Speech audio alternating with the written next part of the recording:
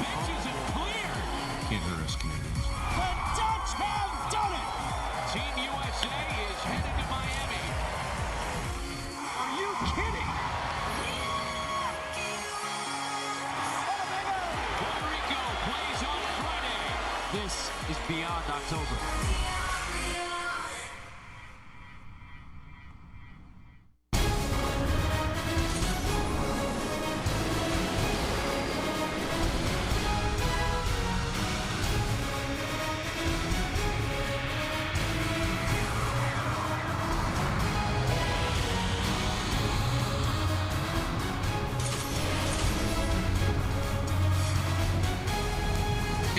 Welcome to this MLB Network presentation of the World Baseball Classic. Tonight we're at Marlins Park in Miami, where Team Puerto Rico takes on Team USA in an elimination game that'll send the winner to the semifinals in San Francisco. One chair remains. Qualifying to move on in the tournament, the Dominican Republic, the Kingdom of the Netherlands, Japan, the two-time WBC champ. Who between Puerto Rico and the U.S. moves on? We'll find out tonight. Welcome inside the broadcast booth at Marlins Park alongside Harold Reynolds, Matt Vasgersian. The U.S. has already beaten Puerto Rico once, a 7-1 victory here to open this round on Tuesday. In order to move on, Team USA will have to defeat the Puerto Ricans a second time. However, things are a little different this time around, Harold. Different pitching matchup, of course, and one very notable omission in the U.S. lineup. Well, Captain America, David Wright, not playing in this particular ball game. Obviously, with the injury, he's out. And they're going to miss his bat. And it was evident last night when they only scored one run. You look at what he did the last time against Puerto Rico with 5 RBIs. He's had 10 in the tournament. Very difficult to replace. But where do you turn to other than super utility man himself? Ben Zobrist from the Tampa Rays. He's going to play third base tonight. Now here's the kicker, though. 761 Major League games. His third start ever at third base and only his 5th game. So this will be an interesting adventure for Ben tonight, but he's the guy. He's the utility man. And still plenty of firepower despite the omission of David Wright for Team USA. Puerto Rico's lineup can claim the same thing. Plenty of all-star talent, plenty of big bats. However, the Puerto Rico offense has been conspicuously quiet. This heavily decorated combination of Carlos Beltran, Yadi Molina, and Alex Rios have driven in a combined 1 run in the tournament. Yeah, and I think the big thing you look at is the extra base hits. But you wonder how's Puerto Rico here, because they play a versatile game. When you got Pagan, you have Aviles, you have different guys that hit and run. Even Yadi can hit and run. But I think the power can come. It's a big ballpark, but they can beat you a lot of different ways as well. Team Puerto Rico knows they have an opportunity to survive that earlier U.S. loss and move on. The winner goes to San Francisco. The loser goes home. It's elimination baseball tonight in the World Baseball Classic. Can Team USA turn it around and beat Puerto Rico again? Today, same thing. Swing the bats. Like that, we win.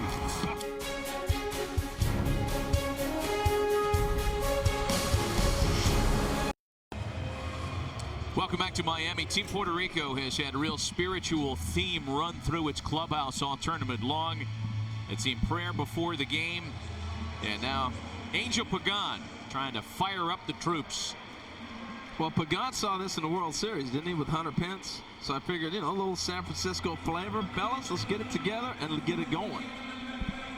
The winner moves on. It's an elimination night in Miami. Let's get to the Subway starting lineup for Team Puerto Rico. Angel Pagan will lead things off. He's had a great tournament, 11 total bases, leads the team. Jesus Feliciano gets his start. The left-handed hitting left fielder bats second.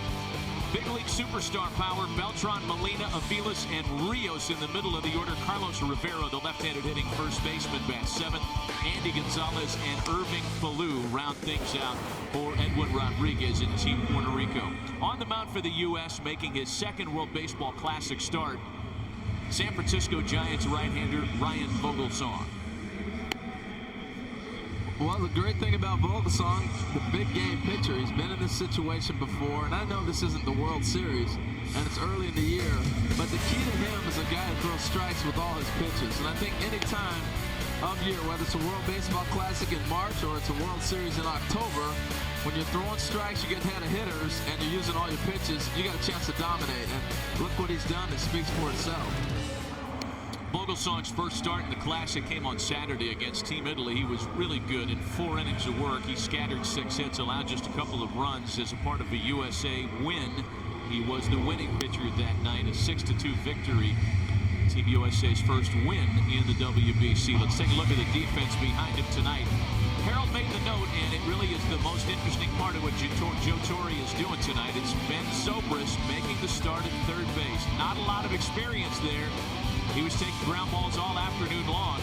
And we'll see what third base yields for the 2009 All-Star tonight. Well, and the one thing with Zobrist is you have a lot of left-handed hitters, and I think you'll see him get challenged by bunts. Not balls hit his way with the right-handed pitching Vogelsong, but more so with the bunts. I'll see if Pagan even starts off that way. You got Feliciano second, so if I'm Puerto Rico, I want to challenge him a little bit and see how he handles the ball down at third base.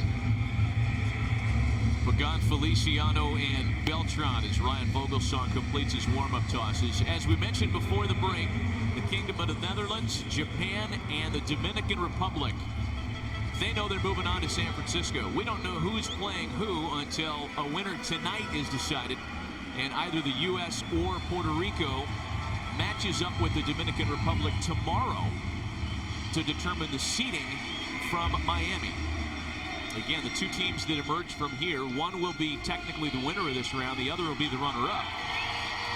And so the Kingdom of the Netherlands and Japan are waiting for opponents. Ready for baseball. Angel Pagan is ready to lead things off for Team Puerto Rico. First pitch of the ball game from Ryan Vogelsong is in for a strike. It's got to be kind of weird playing against your teammate. Now, I know it's Puerto Rico, U.S., but at the end of the day, Ryan Vogelsong pitches for the Giants, and Pagan's the leadoff hitter. It's kind of weird. We've seen matchups like that throughout the tournament. It's been a lot of fun. And to give you just a sense as to how seriously these games are being taken, there aren't many knowing glances. It's not like teammates who are friends for 162 games step in as adversaries and give each other a wink and say, hey, let's just see what happens. They're locked on here. Oh, man, I sat in the stands last night, and that was the biggest thing that I noticed was how serious the players were. You know, all-star games, different things like that. You can say hi to them and they look back at you. These guys are dialed in. Ball and 2 strikes, the count to Angel Pagan, who was 1 for 4 against the U.S. on Tuesday. For Puerto Rico, these games have played out in themes that have been pretty consistent, Harold. They have left a lot of base runners. They've had a lot of opportunities to score. And the middle of the lineup, from which much is expected, really has not produced. Well, and that's the big difference, because the middle of this lineup is the key to this club, particularly because you don't have a lot of all-star players. Still the ball and 2 strikes to Angel Pagan. And when you start looking around the lineup with Puerto Rico and you look for notable names, there's really only 4 names that kind of stand out, and that's Pagan, Velas the shortstop, Rios the right fielder, and then Yadier Molina the catcher. And other than that, you go, okay, who are these other guys that are kind of fill-in players or part-time big leaguers? And that's the difference. Still a ball and 2 strikes to Angel Pagan. Back up the middle of base hit. He set the table with the base hit in the first inning on Tuesday when these two teams matched up. Well, he smokes this ball. He just left it back over the plate. Look at the ball cut back in over the plate, and he got a big swing on it, drove it back up the middle. Now's when things get interesting. We talked about Zobrist, and you got a runner on first base that can run Pagan, but you got a guy that can handle the bat to bunt. So I think you got to challenge and move him over here. We'll see some baseball now, Matt. Here's one of the changes for Edwin Rodriguez in his lineup tonight. Batting Jose Feliciano second. Feliciano was used as a pinch hitter on Tuesday against the U.S. He has not had many opportunities in the World Baseball Classic. A ball and no strikes.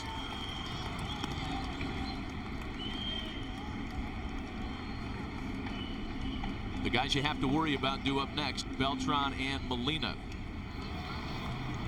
And they've been swinging the bat really well. It just hasn't been the power numbers are not there. Beltran's got a nice average swing the bat, and Molina's been hitting with a great average as well. He's been hitting pretty good.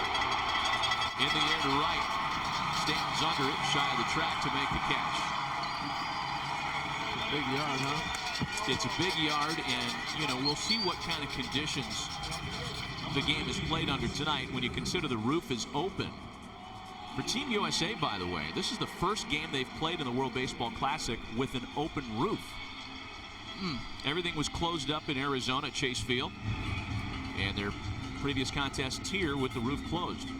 Yeah, and during batting practice, the ball really jumped a lot in the gaps, right center and left center, which was surprising to me. So that tells me there's a little bit of a wind tunnel. When you look to left field, that's exactly where the palm trees used to be in the Orange Bowl. That's the end the palm trees were in. And where we're at by the U.S. dugout is like the 20-yard line. So if you take that straight up the pitcher's mound, that's like the 20. So that's how the Orange Bowl used to be configured in this ballpark here for the baseball. It's good information. Yeah, trying. End zone, left field. Regardless of where the end zone would have been here, there aren't many home runs hit in this ballpark. The third fewest in baseball last year by ballpark. And I know that personnel has a lot to do with that. Carlos Beltran with a drive out to left center field. Jones is on the way over there to his right to make the catch, and there are two away. And that was the conversation in batting practice, Matt. Obviously, anytime you go into a ballpark and you take BP and you're around all-star caliber players, and they're driving balls that aren't getting out, that becomes a conversation. And man, guys just marveled at the fact of how hard you have to hit a ball to get it out of here.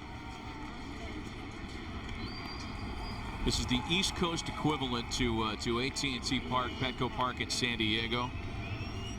It's the place where gappers go to die. Two gone now for Yadi Molina. He was 1 for 4 against Team USA on Tuesday night. I'm surprised Pagan has been at first base as long as he was. You know, Feliciano didn't give much of a chance. He swung early right there. Beltran jumped on it, but I thought they might take advantage of that leadoff single and have him run a little bit. Pagan has stolen 2 bases in the World Baseball Classic.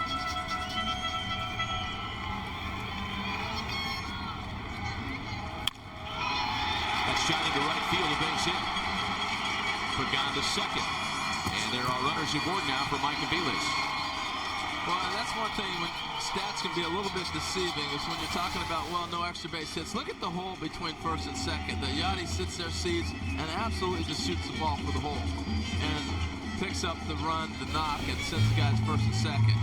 And that's the little thing that he has done so well. You've seen the average of him climb in the last 3 or 4 years in the big leagues, is recognizing what the pitcher's doing to you, taking advantage of it, and being able to drive the ball the other way. Mike Aviles has celebrated a birthday here in this World Baseball Classic. His birthday wish did not come true, however. He wanted to hit 2 dingers on his birthday back on the 13th, a couple of days ago. That didn't happen. Not 1, but 2. 2. He was calling for 2. He has had a good tournament, however. He's driven in 7 of Puerto Rico's 15 runs scored. And the breaking ball is in for a strike. Almost half of the RBI. David Wright again for Team USA, who's been so productive, unavailable today, and done for the remainder of the tournament. Should the U.S. move on, they're going to add to the roster in San Francisco. San Diego's Chase Headley will be added to the Team U.S. roster. That's if they get to San Francisco. You can't make any changes in the middle of a round. So there is help on the way if Ryan Vogelsong and the Americans can get that far. Yeah, because you start thinking if they can replace David Wright in this round, you got 15 clubs trained in Florida for spring training. You go down and pluck somebody out of there. That's going to fall. Aviles drops a base hit into right field. They're going to wave Pagan around to score. Puerto Rico on the board first tonight. Mike Aviles, you were talking about it, man, is the hottest guy as far as RBIs. And to me, this is set up for Yadi Molina, not trying to do too much. Taking the base hit to right field, moving the runners to first and second, and then you bring Aviles up with the runners on first and second, hits a little blooper, and you got a 1 run on the board quick.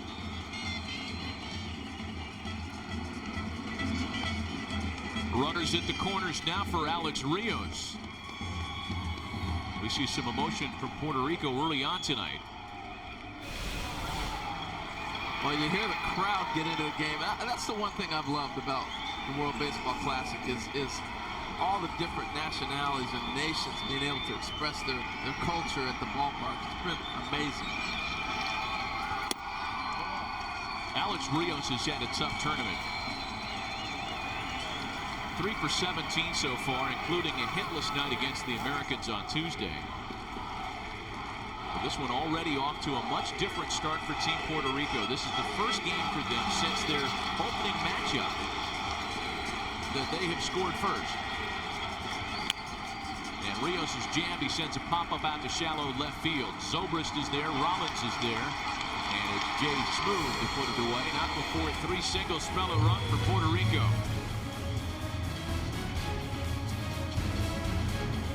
End of a half inning, 1-0 Puerto Rico. U.S. trailing as they take their first set of swings. This is Joe Torre's Subway starting lineup tonight. Rollins, Phillips, and Braun out of the gate. The University of Miami product Ryan Braun has struck out 7 times in 5 games in the World Baseball Classic. Joe Mauer's been on base in 6 of his 9 Miami plate appearances. Giancarlo Stanton, Ben Zobrist, Eric Hosmer, Adam Jones, and Shane Victorino rounded out for the U.S. And on the mound for Team Puerto Rico, 38-year-old veteran right-hander Nelson Figueroa. Well, he's the guy that's going to nibble. He's frustrating at bat. You feel like you got a good pitch to hit, you end up popping it up. And we'll see how he is. Like that right there. A little check swing by Jimmy. You saw the first pitch fade away. That one stayed in. So he'll mix it up, Matt. He'll keep you off balance. And we've seen him for a long time pitching. He's had some nice games in the big leagues at different times and spot start. Figueroa broke into the big leagues with the 2000 Arizona Diamondbacks, originally drafted by the Mets, a 30th rounder back in '95, and he gets his old Philly teammate Jim Rollins to pop it up. Mike Aviles makes the catch. On cue, we take a look at the rest of Team Puerto Rico on defense tonight. In the outfield, Feliciano Pagan and Rios. The infield, Andy Gonzalez, Mike Aviles, Irving Falou. And at first base, the left-handed hitter, Carlos Rivera. Yadi Molina's the leader. He's the guy. 5 gold gloves. Everybody defers to Yadi. He is not only the motivational leader, but the leader on the field as well. Here's Brandon Phillips now with 1 gone. Every time I see Yadi and Brandon together, I think back to that little scuffle they had at one time. Where were they at? Was that Cincinnati or was that yeah, it was at Cincinnati. It was at Cincinnati, yeah. You know, we've watched every time Brandon steps in to see if there's any acknowledgement. No acknowledgement whatsoever. No. They haven't forgot that. It's been like 3 years now. I think it's just any old at-bat for both of them at this point. Yeah.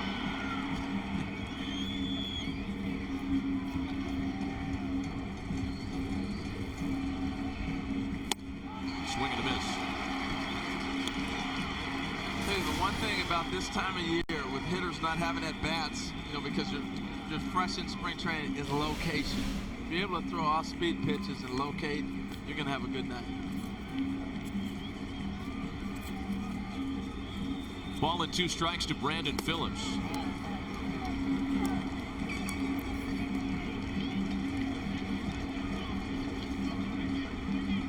Ryan Braun waiting next for Team USA. Hitless yesterday. 2 for 4 was Ryan against Puerto Rico on Tuesday. Phillips had a hit against Puerto Rico that night as well. This is on the ground and past Aviles into left field. Wow. Well, he knew who was running. He started to set up and try to get rid of that ball. As he drifts to the hole on this ball, he gets on the grass. And once you get on the grass, that ball's going to take off on you a little bit. He's got deeper than he anticipated being and didn't keep the glove down, and obviously got by him. But that happens as you go deeper instead of cutting that ball off. He got deeper than he wanted to be, and he knew he was going to have to put something on it to get rid of it. An error charge to Mike Aviles. Now Ryan Braun. Braun's had some frustrating at-bats against Nelson Figueroa in his past as well. You know, you can say this about Figueroa, I think, Harold, with almost anybody on any field at any level. He is a former teammate of fill in the blank. Yeah, he's played played with a lot of clubs, no doubt. Spent some time with the Brewers, where he was a teammate of Ryan Braun's. Time in Houston, Pittsburgh, Toronto. Last year, Figueroa was split between Yankee and Red Sox property. Began the year with the Yankees in AAA Scranton, was released and signed by the Red Sox. Finished out the season in AAA Pawtucket and actually had really good numbers last year between those two AAA clubs. Hey, Matt, while you were talking about that, I was curious. I was watching the first baseman, Carlos Rivera. Now, he plays a lot in Mexico. As he cheats off the base, we'll have to watch it from this little angle here. But see how he starts walking? He's not holding the runner. It's weird. Double play ball, though. Aviles to Falou. They get them both. Aviles off the hook with the error. Puerto Rico leads it 1-0 through an inning.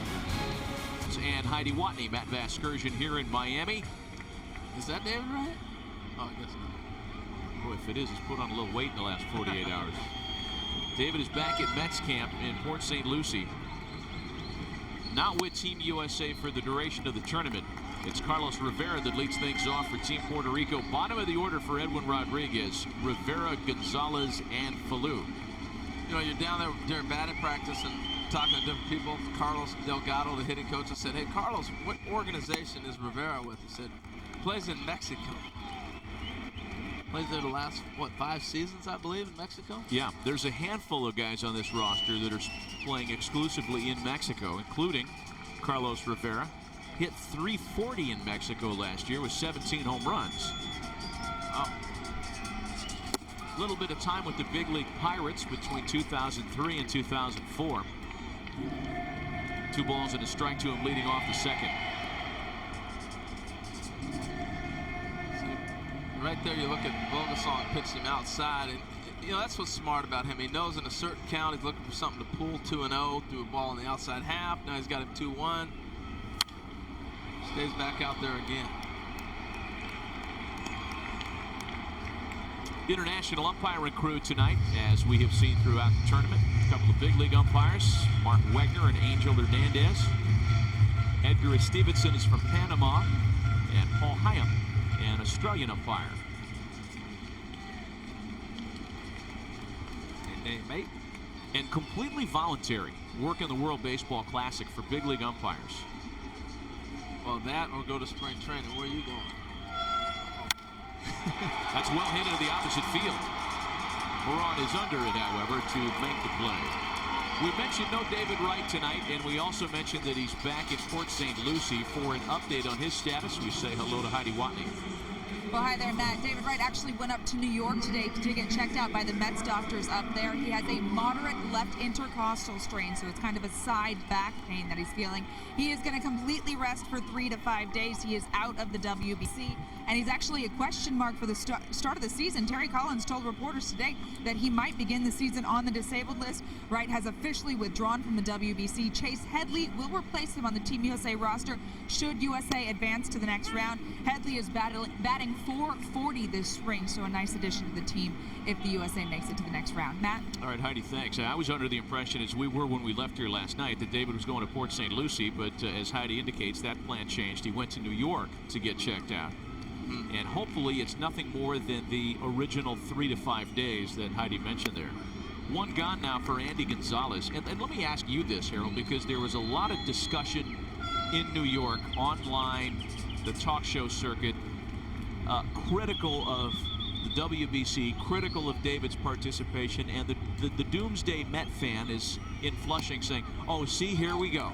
Our guy, our star, played in the World Baseball Classic, and now he's hurt. Well, you know what? If he did not play well, I get it. But he played great. And the fact that he played great and getting hurt in the World Baseball Classic is a lot better than playing in spring training and getting hurt. He was going to get hurt regardless, right? But the body's going to break down whether it's spring training or whether it's WBC. And I think what he did was such goodwill representing the Mets as a franchise. This is their franchise guy. He did such a great job on the grand scale of everybody in the world. Captain America. He got a new nickname out of it. I mean, he was amazing. Well, and it's not as though he got hurt doing something specific to a game situation in the World Baseball Classic. What we're led to believe is that this had been bothering him for a few days, and it, as you mentioned, it could have happened while he was at Met camp. No doubt about it. And, you know, and not to be too harsh on the Mets, but there's really not a lot to look forward to this season. I think they're coming. I think they've done a nice job. They're making some moves. But for David Wright playing the World Baseball Classic, they had a guy that was in the Classic. I don't know who else is going to play if David Wright is not representing the Mets. The next thing you got to look forward to, opening day, and then the All-Star game. And for David Wright to be a big part of those things is huge. And I think it was important that he played this, and I think he'd do it again if he was asked to. Well, he was a one-man wrecking crew while he was with Team USA, 4 for 9 with runners in scoring position. And David, because he is smart enough to defer all the time, was real quick to give credit to his lineup, his teammates here. He was asked often, you know, what's going on here? You're killing it. You're great. Seeing the ball well. What's happening? He goes, no, I'm batting with runners on base all the time because this is an all-star team. Yeah. Well, it's been funny. I was on a lot of radio shows today, and a lot of people were saying, is this the best the U.S. can throw out there? And I made a point as we see Vogus on field this ground ball, flip it over to first, the inning ends. My point was we got 3 teams you can have at 25 guys. Team USA will come back to the plate after a break, but first let's take a look at another Team USA. G.I. Joe Retaliation in theaters March 28th. Good one. He said, does Harold know he's doing that show yet? Yeah, I know.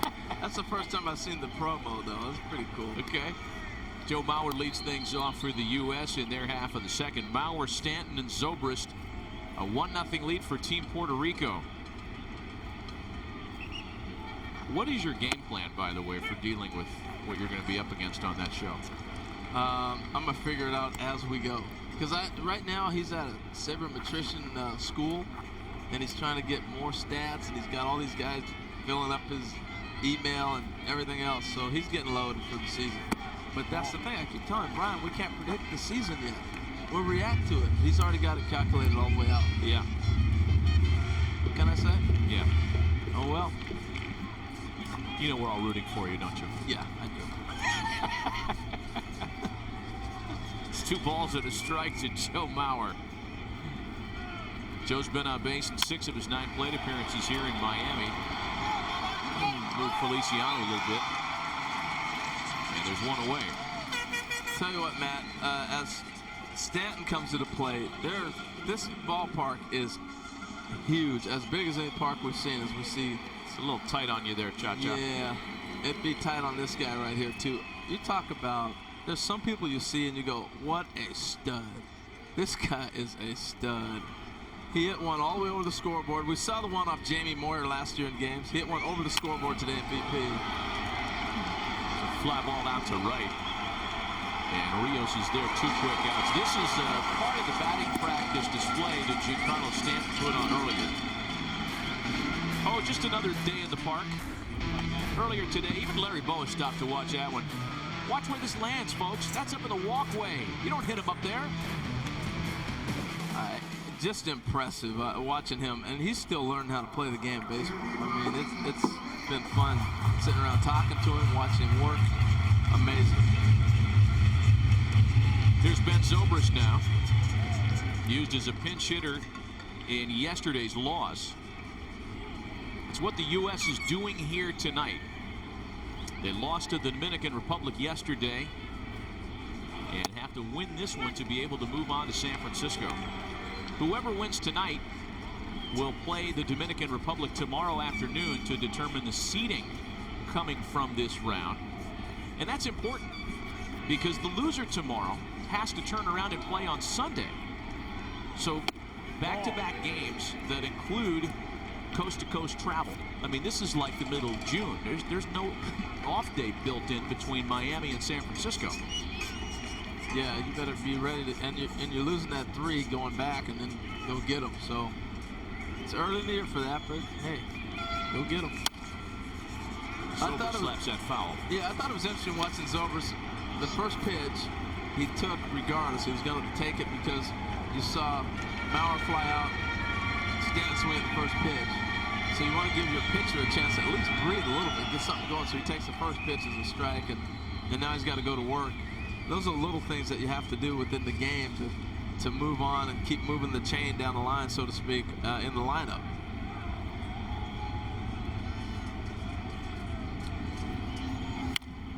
You don't like that no off day thing, do you? Well, I know why it exists, because back in 2009, the complaint was that there were too many off days, and I agree. They had off days built into the schedule that weren't there for travel reasons. So I think to try to tighten the whole thing up, they decided to eliminate the travel day after the the day game tomorrow. It would have been good to keep it in there, but that's what we have. Yeah, and the one thing I think people are forgetting, we get caught up in the hype of the World Baseball Classic. There's a Major League season ahead. And my big question to most of these guys was, how are you getting ready? Because if you're in a Major League camp right now, you have a bat at bat, you don't swing the bat, you have a very good game or whatever. You go back to your camp and you can work and get extra hitting. Get yourself into a groove, get into a rhythm. Here, you're not getting that right now. And so it's left kind of on them to try to get themselves ready here. You get your 10-minute group to hit, and that's it for the day. That's the difference I see this time around than last time. Last time they had some morning workouts and played the games because you're still getting guys ready for the Major League season. And that's not just the U.S. team, but that's been across the board with players I spoke with. So it's a challenge to get yourself ready for the season. And the other flip side of it, the guys said, hey, it's great to have the intensity. You don't have this during spring training. And I'm just curious, can you turn it up right now, dial it down, you go back to camp, and then turn it back up in April? Still 2 balls and 2 strikes to Ben Zobrist, batting with 2 out and the bases empty. 1-0 Puerto Rico.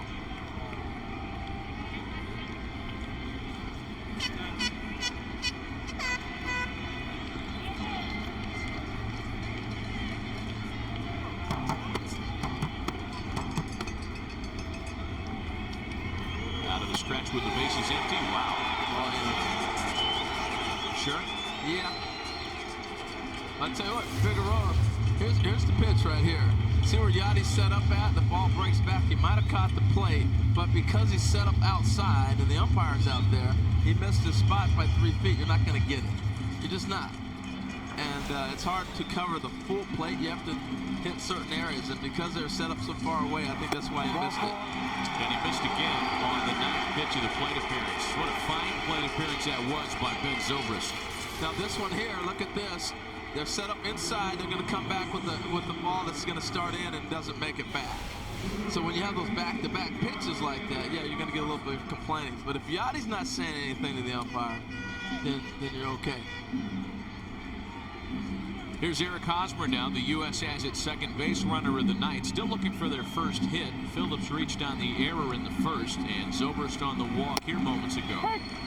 There's a strike to Eric Hosmer, who was hitless in his first try against Puerto Rico on Tuesday. 1 for 8 in a pair of games here in Miami. Tell you what, he's got the paintbrush out though, doesn't he? He's spotting.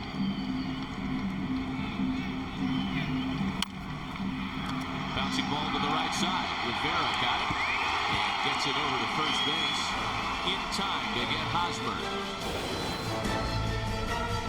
So far, Puerto Rico with their 3 first-inning singles. Still on top, 1-0. The U.S. and Puerto Rico met with the same exact stakes on the line in the last World Baseball Classic. March 17, 2009. Winner moved on, loser went home, and it was the U.S. moving on thanks to David Wright's game-winning walk-off hit. Here we are again 4 years later, and it's the U.S. and Puerto Rico playing under the same circumstances. We were doing the game that night. We were. I remember that. We were here in Miami at the old ballpark. Yes. This is a nice place. This is a beautiful park. It's big, but it's a beautiful park. Angel Pagan leads things off in Puerto Rico's half of the third. In fact, this is the 4th all-time meeting between Puerto Rico and the U.S. in the World Baseball Classic. We noted that game in March, the one in which the U.S. won to move on. Most recently, Tuesday, a 7-1 win for Team USA. Pagan, Feliciano, and Beltran top of the order here in the third. Now I'm curious, Bogason, remember last time he faced Pagan, he had tried to throw the ball at him and it came back out over the plate. They took it back up the middle with 2 strikes. I'm curious how he'll pitch him this time. Throws him a little bit off speed or tries to cut the ball in on his hands a little bit more.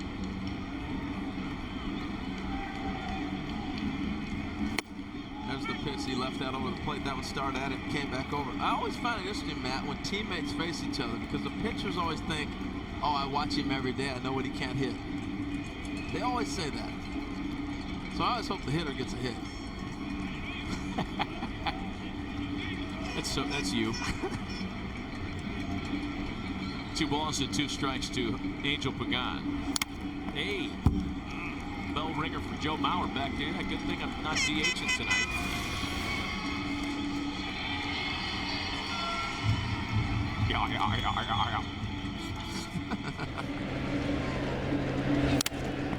Yeah. There's just no way I'm doing that. How do you get back there? Wow. I don't know. I'd be seeing Daffy Duck cartoons all day if that was me. 2 balls and 2 strikes. It remains to Angel Pagan.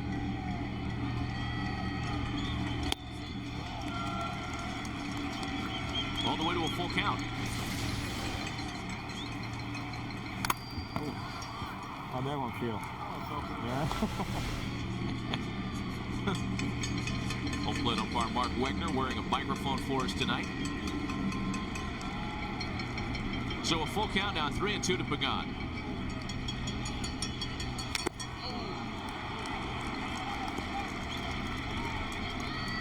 Well, that's the respect of playing with somebody for a full season. He's not messing around, not throwing a changeup, different things. He's coming right after him, making him swing that bat. You know, we talked earlier, Harold, about guys who are teammates here in this battle of San Francisco Giants between Vogelsong and Pagan. You could say the same thing for Ryan Vogelsong that you can for his opposite number, Nelson Figueroa, tonight. Right. Because he has been around not only in the big leagues, but internationally. Ryan, of course, pitching for a couple of years in Japan. He bounced around for an awfully long time before finally returning to the Giants, the team that originally drafted him back in 1998 with their 5th-round selection out of Kutztown University.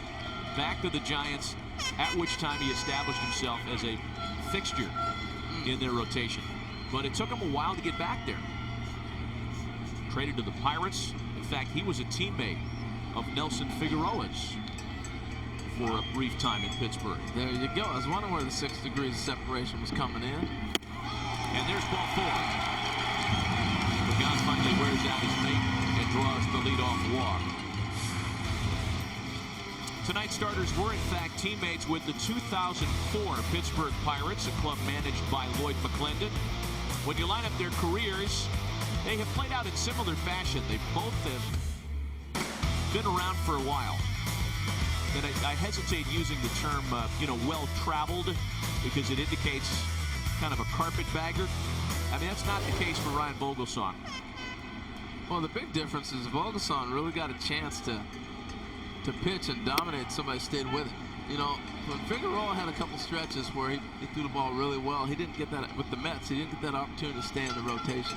And Ryan has taken advantage of it and has led a club to the World Series. So if you look at their numbers, they're very similar. 0-1 the count to Jesus Feliciano. Again, the tricky part of the order due up here. Carlos Beltran next. We'll see if Pagan looks for an opportunity to run this time. Yeah, it looks like Vogelsong's a little off his game tonight, and it's tough when you're trying to hit all your spots and you're still working on certain things. He just hasn't. Pagan's giving him fits. The base hit right there, that at bat, being able to walk on 5 or 6 different pitches, so that's big. We'll see if he runs this time around. He didn't do it last time. Bounce to first.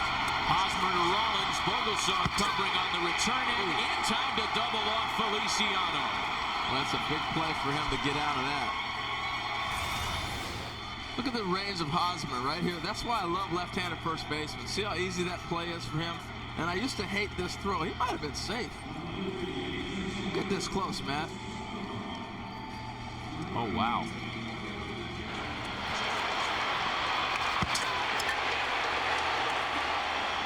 I had a little bit of a grab. That's tough. It's hard to hit the pitcher on the run. Look at him get over there. And again, this is what you call PFPs. You hear that a lot. Pitchers fielding practice. They work on it. And, man, that's a tough call. He got him. Carlos Beltran with 2 out. The base is empty now. What'd you think? You get him? If there can be a thing as they hit the bag at the same exact time, you know, the old tie goes to the runner schoolyard play. Yeah. Then that's honestly, it looks like they got there at the same exact time. You know, whoever designed the bases, the distance that they are to make the plays all work is absolutely incredible. And you're right. I mean, That's as close as you're ever going to see a play. It's amazing that they're at the same exact moment. 2 balls and a strike to Carlos Beltran. He lined to center in the first inning tonight. That's a huge double play because Vogelsson's been scuffling a little bit. He hasn't locked in. And to get that double play right there, not moving the runner over, you've had Pagan on first. He hasn't tried to steal. He hasn't moved him over with the bunt or anything. That's a huge double play. Well, especially you consider the walk came after a long at bat. And again, there is the pitch count factor here in the World Baseball Classic. 80 is the limit in this round. That pitch count goes up to 95 for the San Francisco games that start on Sunday.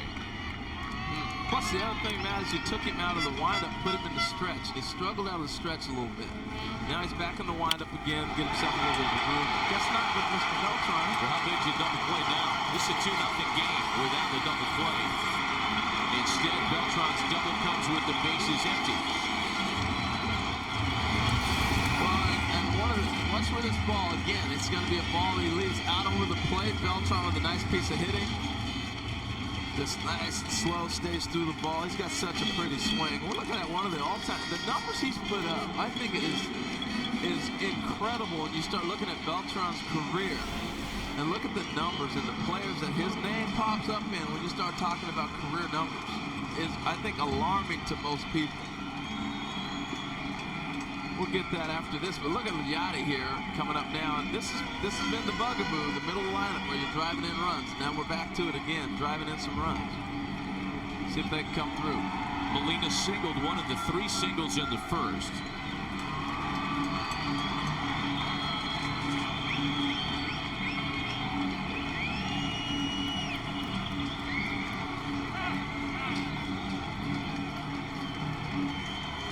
Well, when you talk about the career numbers posted by Carlos Beltran, and on the website that we use an awful lot, MLB Network, baseballreference.com, and by the way, you'll get used to that on MLB Now, Brian.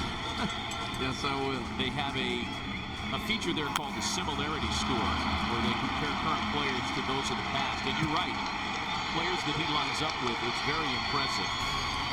Molina goes away on the first pitch, and that 2-out double is left stranded in the third.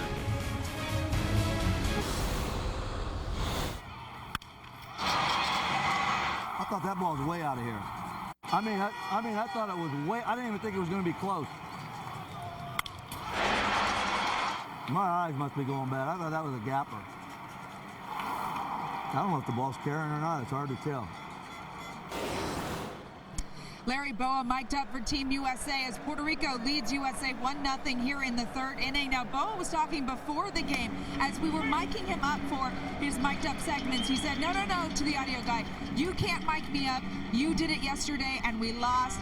Guys are superstitious. He also shaved his beard for tonight. Matt? Yeah, I'm kind of glad he shaved that beard too, Heidi. You're starting to scare the kids in the ballpark. Yeah, what was that character that Jack Nicholson played in Shining? That's what he looked like. Oh, yeah. Nicholson. I said Nicholson in The Shining. He looked like that. Like that. I'll tell you, Larry has been working the seeds on this week more than any player I've ever watched. And somebody must have told him that sunflower seeds are good for your nerves. And that is one of the purported health claims of sunflower seeds, believe it or not, because he's wearing it out. Adam Jones sits one on the ground at shortstop. Mike Aviles has got it. And there's one away. Larry, of course, one of the U.S. coaches that put together a pretty good baseball resume during his playing career. Very decorated staff on both sides. Same can be said of Team Puerto Rico's coaching staff. But for Larry Boa, 5-time All-Star, 2 Gold Gloves, 4th on the all-time Philadelphia Phillies hit list, almost 2,200 career hits. And, of course, his time as a Major League manager in San Diego and Philly. At one time, he had the highest fielding percentage of any shortstop in history. And you can just tell with the intensity. I can't imagine what he was like if he made a name. Wow. You know, talk about hard on yourself. Here's Shane Victorino, another former Philly. And Shane doing something tonight for the first time in his career, if you can believe it or not. A guy who's been around for a decade. He's never batted ninth. Doing that for the first time tonight. Wow. He's never DH'd. Welcome to the American League.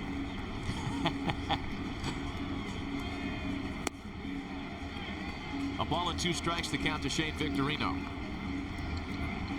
Shane with a change of scenery this year, of course, signing that 3-year deal to go to Boston, part of a revamped Red Sox outfield.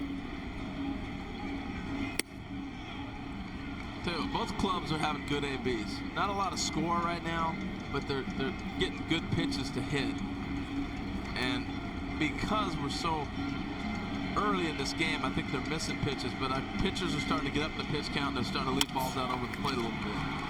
On the ground to Falou. And I love the footwork of Rivera over there at first base. We saw him cheating earlier. Watch the footwork on this. I just thought it was awesome how he went out to the outside. He changed his footwork on the bag and was able to make that play. It was fun to watch. A little flair, a little Willie Montanez over there. You like that? Yeah, I like the Willie Montanez reference. Back to the top of the order now for Jimmy Rollins.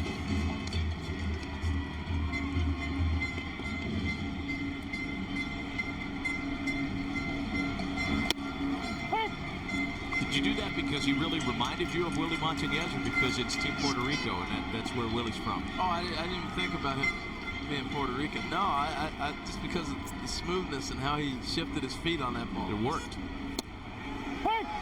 Rollins takes a strike to fall behind 0-2. Pitching him in, pitching him out. Nice shot. Go ahead, what were you going to say? I was going to say that I talked to Ricky Bonas before the game. I know as you did as well. Puerto Rico's pitching coach, former big league all-star.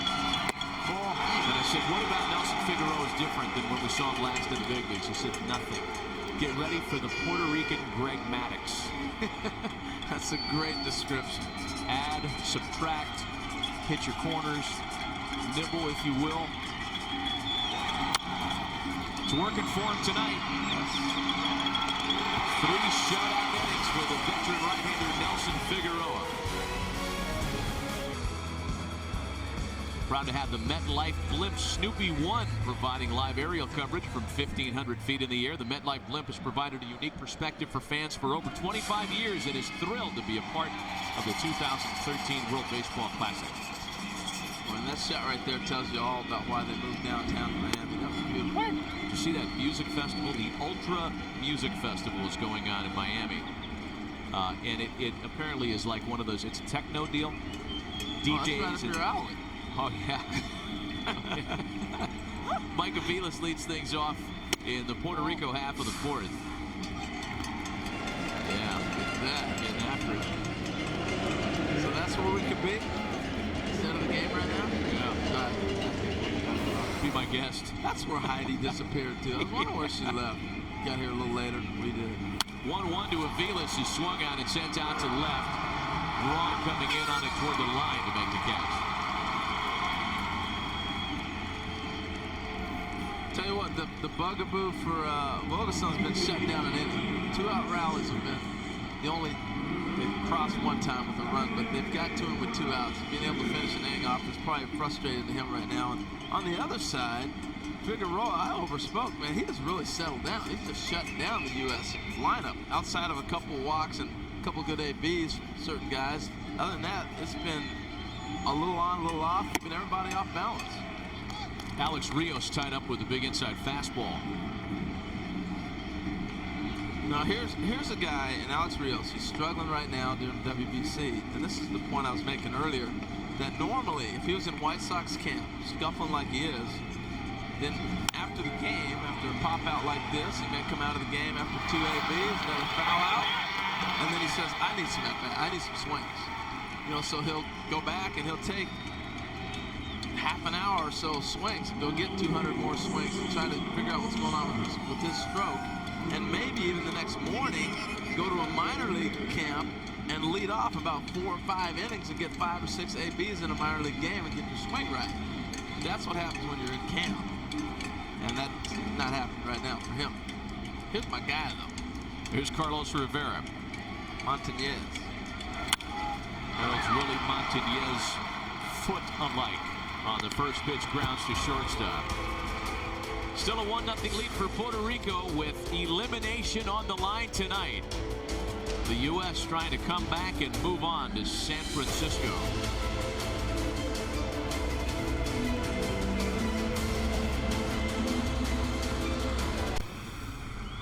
Welcome back to this MLB Network telecast of the World Baseball Classic with Harold Reynolds and Heidi Watney, Matt Vasgersian in Miami. The winner moves on to San Francisco. The loser is done for the tournament. 1-0 Puerto Rico. And it'll be Brandon Phillips, Ryan Braun, and Joe Mauer for Team USA.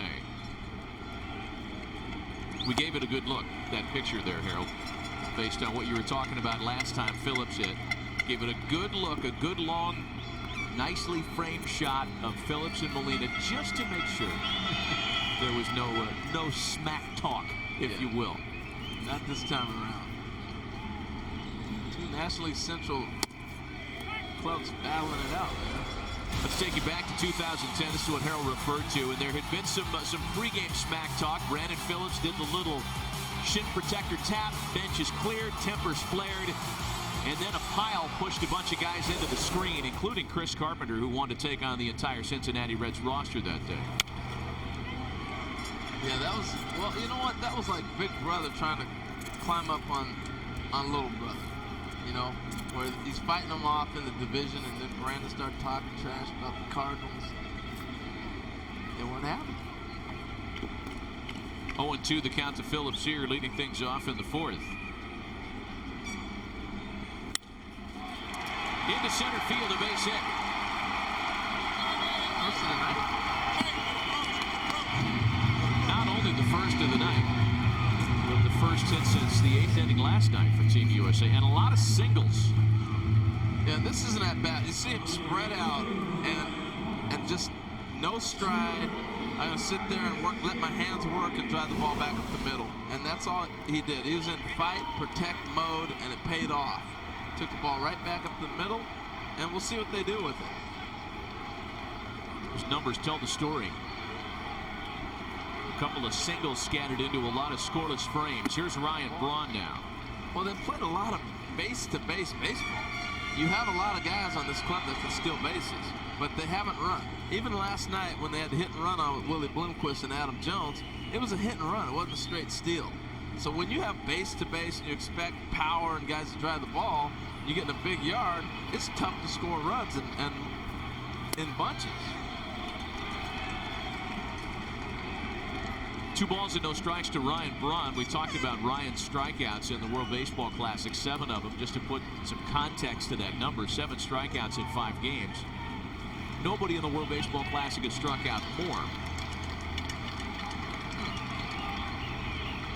Not a trend anybody expects to continue come April 1, however. No, I thought it was interesting talking with Ronnie and Joe Mauer, spending time around each other, picking each other's brains, and being able to be, it's not like an all-star game where you play one day and you're around guys and you're rushing in and out of town, but you're spending a couple weeks. You get a chance to talk to guys about their philosophies. What are you trying to do at the plate? Things like that. They've really enjoyed spending time together, hitting the same group. And it's not like Ryan Braun is considered a slow starter. He hits better than .320 in the first month of the season.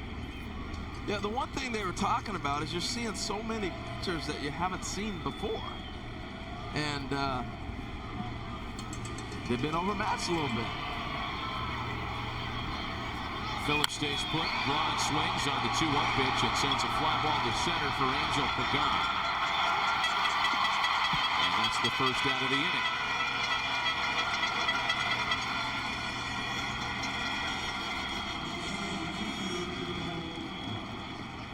Here's Joe Mauer. And so far, the Ricky Bonus scouting report on Nelson Figueroa has been spot on. He is Greg Maddux, perhaps with a tilde somewhere in his name. Yeah, he's done a nice job. And the one thing he's done consistently throughout the whole game is he's pitched out of the stretch. And, you know, so now it's a lot like Yu Darvish. Remember Yu Darvish went through all the different, oh, I'm going to be a windup, I'm going to be out of stretch. What a stretch does, it just settles you into one motion and you're able to deliver the ball consistently. And maybe that's one of the reasons he's been on his game. He's been efficient. He's just faced one hitter over the minimum through his first 3 innings. And now Joe Mauer takes a strike. Well, he's got 3 or 4 different things he's doing off his fastball. He's got a cutter. He's got one that runs away from the left-hander. He's, you know, so he's keeping guys. You can't look for one side of the plate. He's done a great job of moving the ball to both sides of the plate, and that's very difficult for hitters to adjust to. 1-1 to Bauer. Boy, Joe hit a ball in the upper deck at batting practice that I sat back and just went, holy cow. Sight to see. Fun. I love watching batting practice. Love it. Well, at an event like this, for a tournament like this, where, you know, it's not like you only watch one interesting group. You watch Major League batting practice, and you might pay attention to the group of hitters that has the middle of the order guys. And, Right. you know, and then you kind of drift in and out of the rest of it. Yeah. You're paying attention to all of it with a roster like this. No doubt about it. I mean, the group that I watched, you had Mauer, Braun, and Stanton. Then you had Adam Jones in another group with Brandon Phillips. You know, it's pretty cool stuff. A check-in throw at first with Brandon. They got to run. I'm tired of watching them stand on first base. And you got to get somebody moving eventually. You have guys that can run and steal bases. You got to get going. You do have Yadier Molina behind the plate for Puerto Rico, however. Absolutely.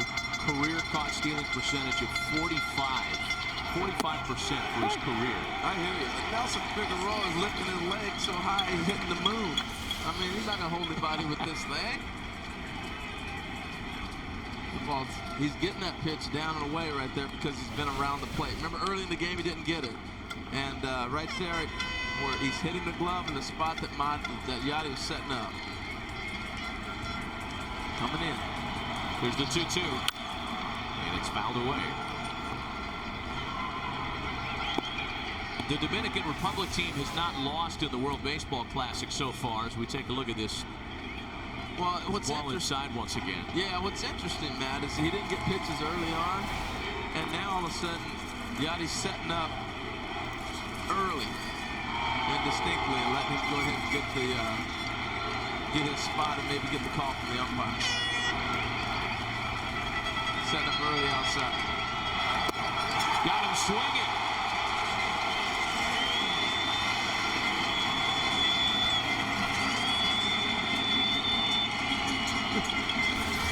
First strikeout for Nelson Figueroa tonight. That's a big break, huh? All started out, broke back hard. Still stand on first. Here's Giancarlo Stanton now. And that was about as Maddox-like as Figueroa has looked tonight, too. He's striking somebody out with an 81-mile-an-hour backup breaking ball like that. Nasty. I think Mauer, the catcher set up out, looked like the ball was supposed to hit up out, it came back in.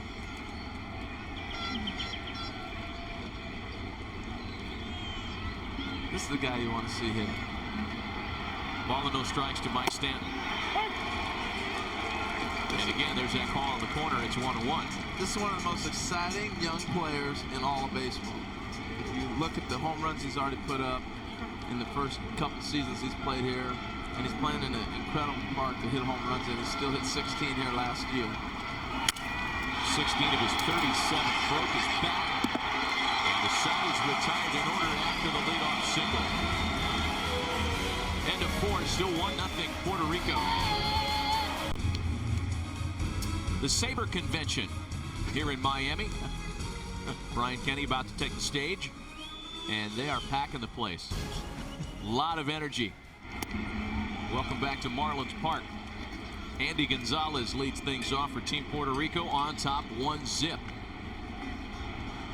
Gonzalez, Falou, and Pagan.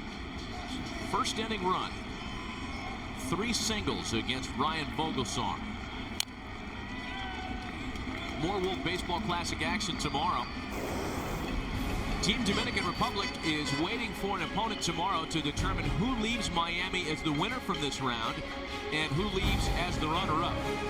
The winner between Puerto Rico and U.S. will play tomorrow against the Dominican Republic.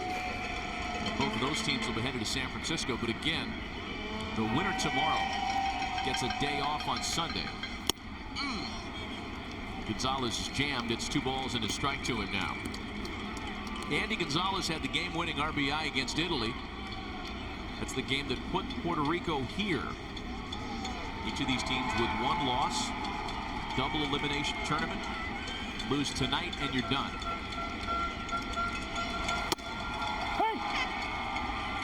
2-2. Well, again, just very similar to what we're seeing with Figueroa. In, and then away. It's so difficult to hit. And that's why when Ryan Vogelsong is on, that's the stuff that he does so well. Being able to move in and out of the strike zone, or in or out on a hitter. Off the end of the bat out to shallow left center field. That's got a little carry to it for Adam Jones. He makes a routine play of it one away. Well, we often think when you say the ball doesn't carry in a ballpark, you're just thinking home runs. That ball's hit in the gap. And it held up with Adam Jones plenty of time to get underneath that ball. Almost looked like there's a crosswind that was blowing into his jersey, didn't it? It was really breezy here for batting practice. Those winds have calmed down substantially now that night has fallen. In fact, there is nothing going on in terms of wind. Here's Irving Falou now. Dropping down a bunt. Vogelsong gets it with the bare hand and gets it to first base quickly. There are two away. I think we know why the winds were. You're thinking about the winds because are you going fishing? Ahoy poy. Boat or what? It's cold out. What about the jacket, man? We got the label on here and everything. Did you get the memo? I could put it on over this, but then the world would see the chili stain over the patch that I unfortunately had happen during mealtime.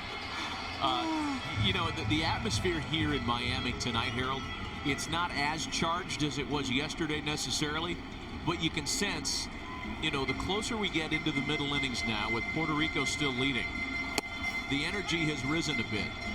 Yeah, and we see Puerto Rico fans getting a little bit more excited about their chances. They were underdogs tonight. No doubt. And, you know, and the crazy thing, though, Matt, who's going to pitch the middle innings? That's going to be the key. And it's almost like they need to add on to win this game. I just don't think a 1-0 win is going to get it done. Because I don't think they have the pitching and the pen to hold them. The Dominican Republic club, yeah, they had the pitching to hold it. They're forced to the 9th inning when they were able to rally and put together a big 2 runs. But I think when you start looking at the depth in the bullpen for Puerto Rico, that's going to be the story at the end of the night. If they're able to hold, then that's a bigger story than it was last night for me. Big swing and a miss by Angel Pagan here.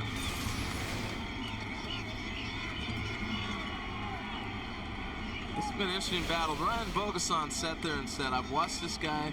I'm trying to go up. And if you watched him go up in the zone with fastballs, that's how he's trying to get Pagan out. The ball that he's got a base hit on came back over the plate, but it was down. So he's clearly trying to pitch him up a little bit. That's just paint. And a called strike 3 and a 1-2-3 inning in the 5th for Ryan Vogelsong. Still 1-0 Puerto Rico in the middle of the night. We take you back to the MLB Network studios for an update with Scott Braun. Well, we've said it for the last couple of nights, and it's still true this evening. A lot on the line. Elimination baseball. Either the U.S. or Puerto Rico is moving on to San Francisco. The other team goes home. Back with Harold Reynolds and Heidi Watney, Matt Vasgersian. 1-0 Puerto Rico. That first inning run has held up. It'll be Ben Zobrist leading off the U.S. 5th. Zobrist, Hosmer, and Jones against Nelson Figueroa. I'll tell you what, Matt, Nelson Figueroa has locked in, and I keep saying if they get somebody on, they got to run. Now, he's had a 1-out error, somebody reached with a 2-out walk, and then Brandon Phillips last inning had a leadoff single. And here's my point. When a pitcher is this focused, you have to get him off the mound or get him to move. He never threw over 18 pitches after that with the leadoff hit. No throws to first base. All right, so he continued to stay in his rhythm the whole time. And this guy's dialed in. It's like shooting baskets with your brother in the backyard. You got to throw a ball at his foot every now and then, take him out of the rhythm. A ball and a strike to count to Ben Zobrist. The walk that Zobrist earned in the second made him one of just 3 U.S. base runners tonight. Phillips reached on an error. Also singled. There has not been a U.S. base runner get past first. And that's my point. You got a guy who started the game pitching out of the stretch. He's cruising. to go one further between what Figueroa has done tonight and what Sam DiDuno and the Dominican bullpen did yesterday. Team USA has not had a runner in scoring position since the 4th inning last night.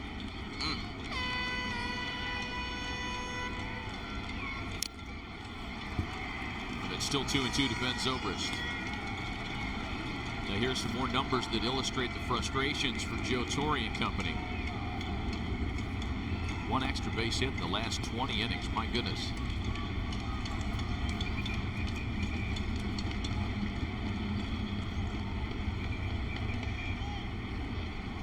Two balls and 2 strikes to Zobrist. And a chopper to first. Rivera's there to Figueroa covering, and there's 1 gone. Well, one of the reasons that the offense may be a little sluggish the last couple of days, the absence of David Wright. Heidi Watney with a little bit more. Yeah, David Wright may not be here, but the spirit of David Wright is in the dugout. After Puerto Rico took the early 1-0 lead, JP Ariancibia went into the clubhouse, got this hat, and put it here at the end of the dugout. They're hoping maybe some of those 10 RBI that Wright had can help rub off on this team. Man, I want one of those hats. That logo is cool, man. That Captain America hat, I want one of those. Here's Eric Hosmer with 1 away. Yeah, David's teammates here have really kind of taken to this whole Captain America thing, including Jonathan Lucroy, who did some photoshopping of his own and sent this out via Twitter. It looks real. Awesome. A ball and a strike to count to Eric Hosmer. Well, I tell you, I think Eric Hosmer's going to have a big year. I know he struggled last year, but this kid has got a chance to bounce back. He's going to be one of the great players in the league before it's all said and done. You realize, Matt, he was the first kid out of the pitch hit and run program, Major League Baseball, make it to the big leagues. It's amazing. I love that story. 650,000 kids participate every year. This year sponsored by Scott's. He's the first guy to get to the big leagues. It's so cool. Did you do pitch hit and run? I did. Yeah. I did pitch hit and run, punt, pass, and kick. I could do neither of those things, by the way. But you do it when you're a kid. Absolutely. And all your friends, you line up forever to go there and participate and see if you can do it. It's pretty cool. You know, and it wasn't that long ago either for Eric. No. How old is he, 22? He's a young guy, so when you talk about the quote-unquote when he was a kid, in Eric Hosmer's case, it was 1998. In fact, I think we have a photograph. This is what it looked like in 1998.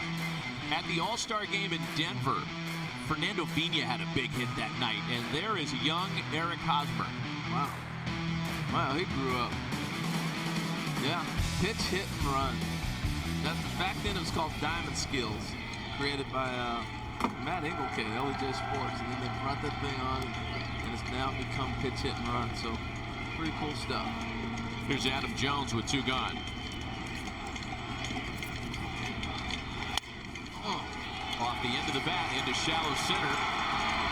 Avila saying, I got this one, and it's a 1-2-3 for Nelson Figueroa. He's set down 6 in a row. Left shots over Miami have been beautiful all week long.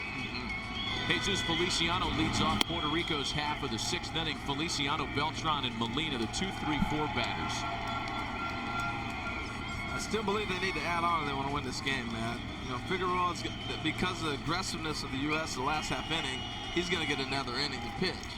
But I'm not convinced the bullpen can hold. 0-2 the count to Feliciano. You asked the question earlier, what's next for Team Puerto Rico after Figueroa? Ricky Bonas said before the game that Soto's the next one to pitch. Boy, it's out. So the left-hander Giovanni Soto would be next for Puerto Rico. Vinny Pistano's up in the U.S. bullpen. And it looks like Soto is loosening up as we speak. Figueroa's at 69 pitches. Vogelsong getting there. That was the 64th.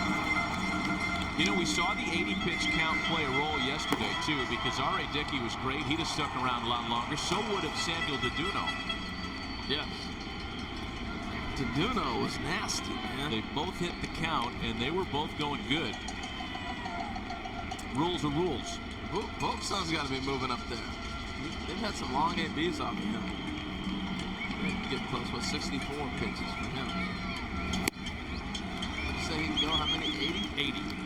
2 balls and 2 strikes to Jesus Feliciano. That was his 65th pitch. This might be his last half inning. That's why Stano's up there.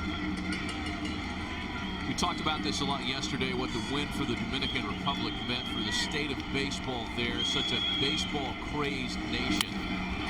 Feliciano bounces it to first. Hosmer will do this himself. You can say the same about Puerto Rico,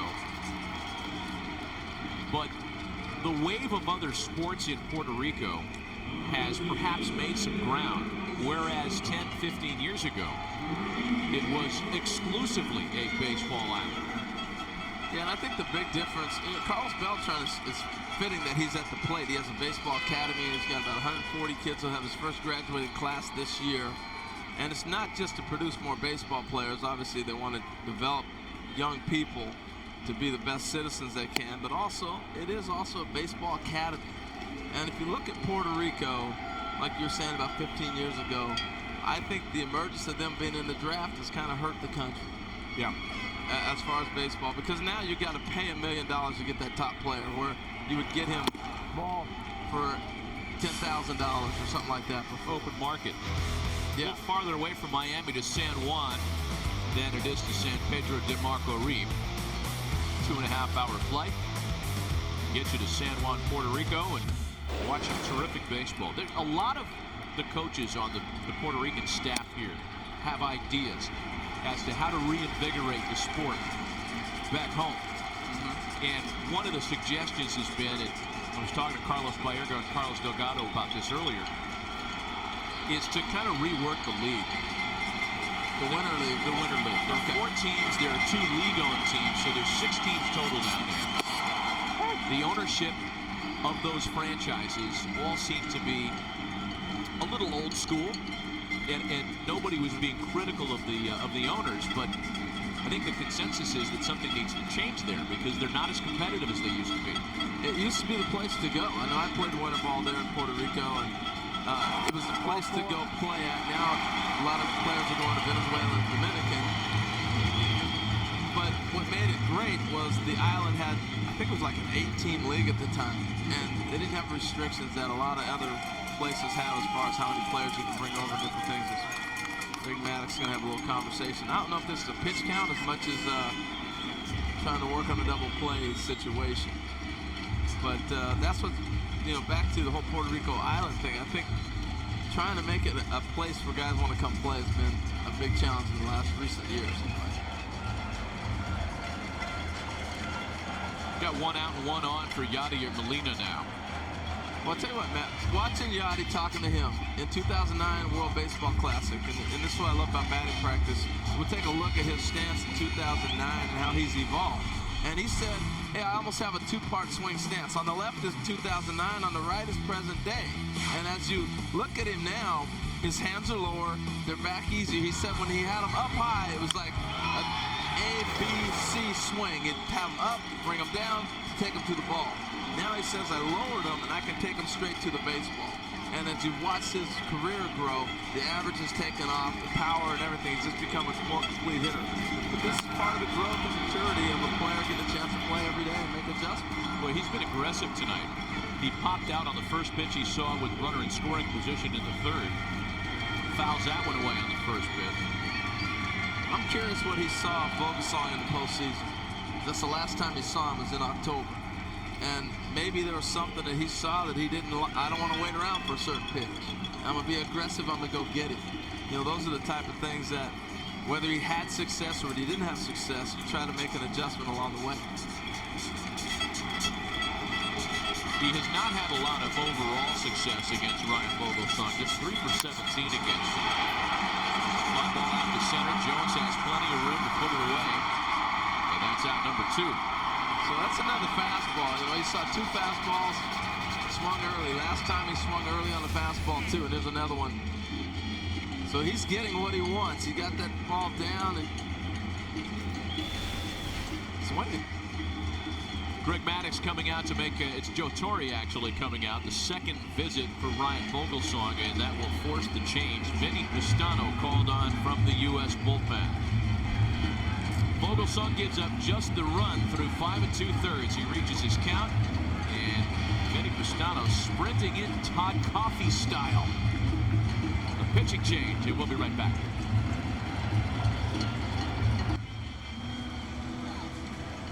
This copyrighted telecast is presented by authority of the World Baseball Classic Incorporated. It may not be reproduced or retransmitted in any form. The accounts and descriptions of this game may not be disseminated without express written consent. Well, Ryan Vogelsong gone in the 6th. He goes 5 2/3 altogether, allows the 4 hits. The runner aboard at first is his responsibility. And he gives way to the hard-throwing right-hander Vinny Pistano. Vinny has made a couple of World Baseball Classic appearances, a scoreless inning in each. Now, you might be wondering, why would you go to the move here? But let's just imagine if he gets up there and Aviles fouls off a bunch of pitches. Aviles instead shoots the first pitch into right. Bad move. To left him there. No. Just playing. But I'm looking at 73 pitches. A lot of people saying, well, 80 is the limit. Why not leave Vogelsong in there? And I don't know. I didn't have a problem with this move. Did you? You know, there's so many things that factor into these decisions as we look at Aviles once again. The fact that Pistano has only had 2 appearances. Maybe they needed to get him work today. And maybe they felt like 1 or 2 at-bats was the ideal situation. I mean, there are so many variables in these World Baseball Classic matchups. It's hard to tell. Yeah, it is. And plus the other thing, he comes in with a runner on first base and not runners on first and second. So imagine Vogelsong ends up going 7 pitches or gives up a knock or a walk or whatever. Now you're saying go get him with runners in scoring position. At least he gets a chance to get used to the mound, make a couple pitches, or 1 pitch in this case, and then get going. Oh, it's a nasty hook, I'll tell you that. 2 balls and no strikes to Alex Rios, who is hitless today, and hitless against the U.S. He was 0 for 4 on Tuesday. It's a big run out there, Matt. I'm telling you, 1-0 is not going to hold this up. 1-0 is not going to stand. Ball. 2 AL Central foes once the regular season begins. Pistano with the Indians, and of course Alex Rios of Chicago White Sox. They've had a handful of previous meetings. Rios is 0 for 3 against Vinny Pistano. And on top here, 3 balls and no strikes. Left-handed batter next.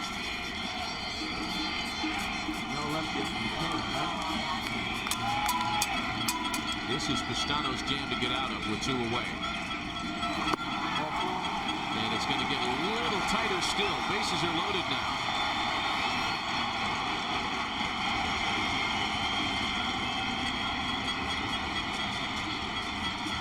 Comes Greg Maddux, and he's taking his time to get out there too. Quickly, there is some stirring in the U.S. bullpen.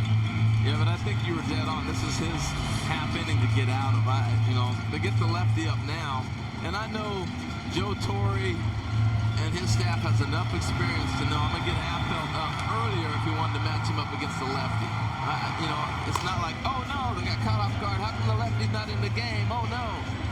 Trust me, there's enough major league experience in that dugout to know what they're doing. And they decided long before that they were going to allow him a chance to get out of this thing. Joe Torre has entrusted everything pitching to Greg Maddux for Team USA. And you might be sitting at home saying, well, of course. I mean, Greg Maddux is Greg Maddux, and he's the pitching coach. But rare is it at any level that a manager will just completely, he'll take that entire pitching binder and move it off his desk. You do it. All you. Yeah, it's almost like, Joe Torre saying, okay, Grasshopper, you learn. Show me something, And there's so many things you talked about. Here's Carlos Rivera now. The learning curve for the coaching staff as well as the players.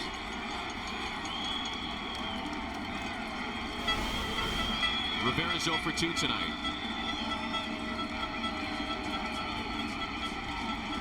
One of the 2 base runners still the responsibility of Ryan Vogelsong.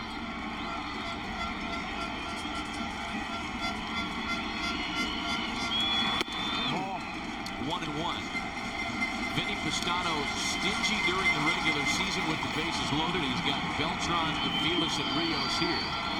But as we saw last night when the Dominicans scored twice against Craig Kimbrell, this isn't the regular season. Right. Might as well forget about a lot of those numbers.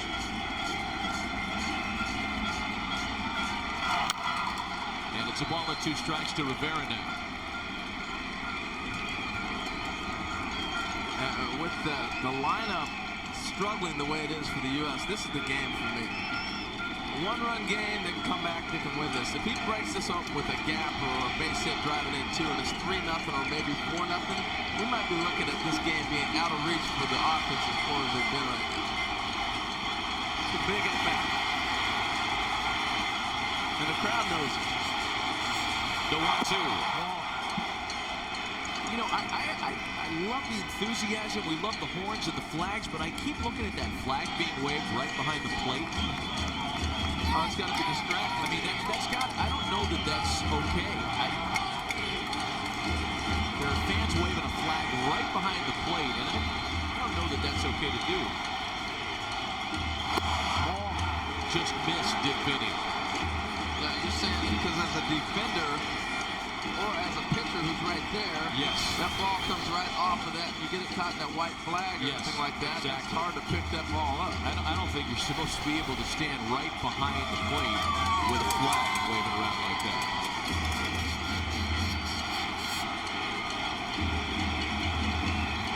Nowhere to put Rivera. 3 balls and 2 strikes. Bases are loaded here. 1-0 Puerto Rico.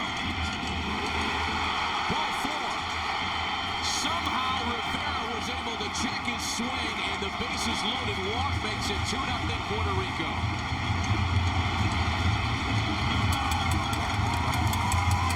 That's a huge at-bat. Continually trying to pound him inside. And here's a look at the check swing you're talking about, man. Another fastball inside. Does he hold up? Yeah, he holds up. Well, he's strong. He can do that. I was thinking the same thing. He definitely held up. There was no question. That's a strong man. He takes his hands up high and brings them down. It's a lot of torque to be able to hold that bat back. So now Andy Gonzalez. Gonzalez was hitless against the Americans on Tuesday. He had the game-winning RBI against Italy. Bases are loaded 2-0 Puerto Rico. Gonzalez has had some good swings. You know, he looks calm, poised. He's had some nice at-bats tonight. Lined out the first AB. Some guys look comfortable in the box. I would be surprised if he played some winter ball. He's had some at-bats. Been able to see some pitches. You can just see who's a little more advanced than the others right now. Andy Gonzalez re-signed with the White Sox in December. The team that drafted him as a 5th rounder in 2001 out of high school. He takes a strike to fall behind 0-2. Now, I'm surprised they didn't throw a breaking pitch to Rivera because he had a nice breaking pitch to the hitter before, to Rios, and he did not come back to that. He continued to pound him in with that fastball.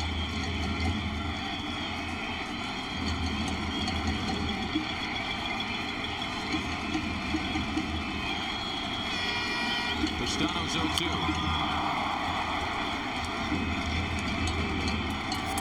Andy Gonzalez was Brewer property last year, split his time between AAA Nashville and AA Huntsville. I got to throw this guy a breaking pitch. Not once, twice, for sure. If I don't get it. A couple of chances to bounce it on 0-2. Yeah, I can't just reach back to a fastball right now. And that one's yanked into the corner, and big trouble for the U.S. Aviles scores, Rios scores, and on an 0-2 pitch, Andy Gonzalez has made it 4-0 Puerto Rico.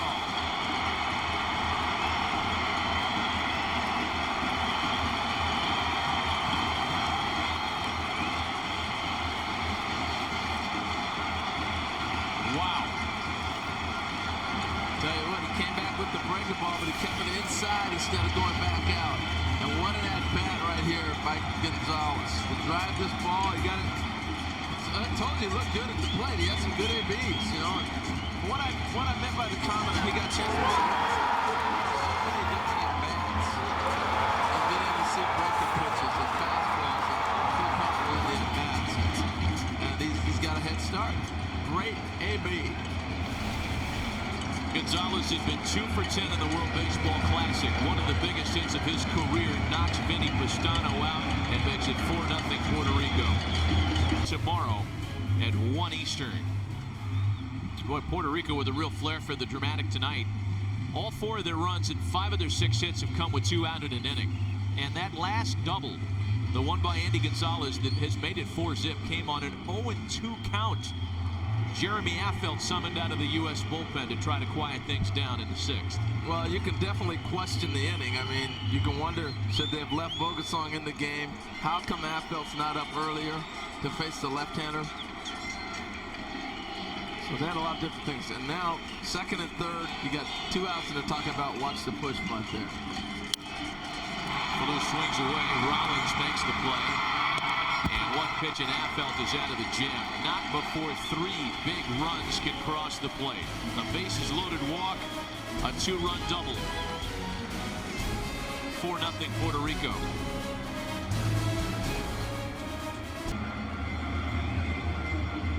Well, Nelson Figueroa working with the biggest advantage he has had the pleasure of pitching with tonight. 4-0 Puerto Rico. The U.S. has been unable to get anything going against him all night. They have not had a base runner past first. Victorino, Rollins, and Phillips in the U.S. 6th. So a little surprised they left him out here. You know, he's going to go through the lineup one more time. So I'm a little bit surprised at that. After the long half inning, and they had Soto up ready to go. But he's back at it 0-2. Still surprised even though it's 0-2. Xavier Cedeno and Jose De La Torre. So I guess what Ricky Bonas talked about earlier with Giovanni Soto being the next in to pitch has changed, perhaps because of the 4-run lead. Victorino slaps an 0-2 pitch into the opposite field for Feliciano.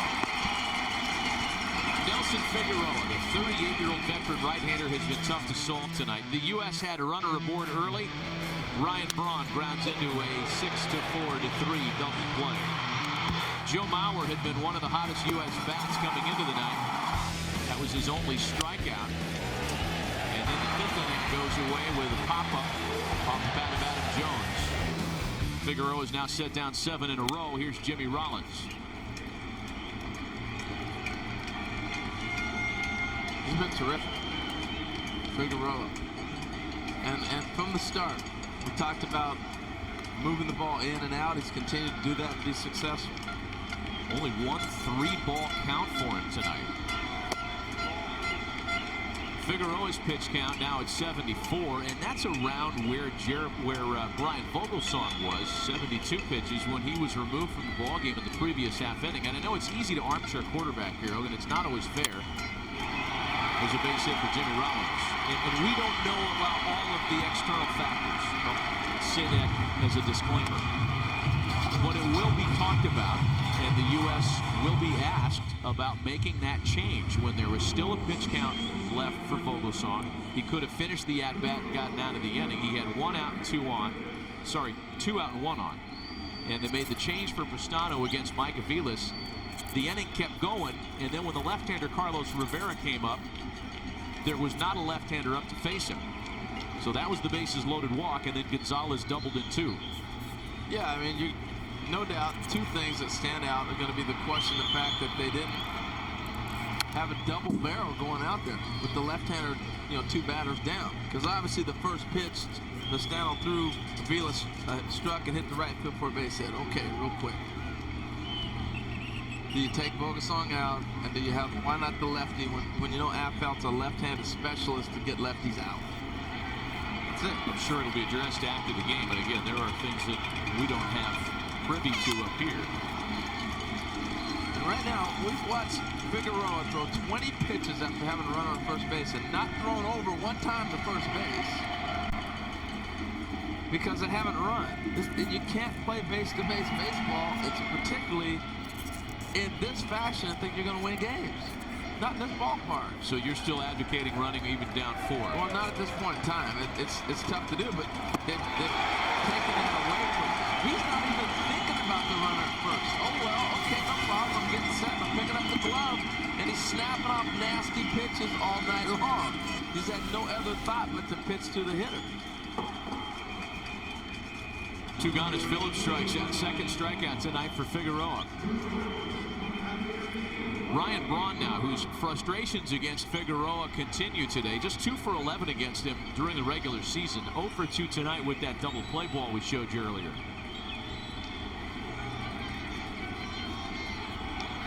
Oh, he threw over.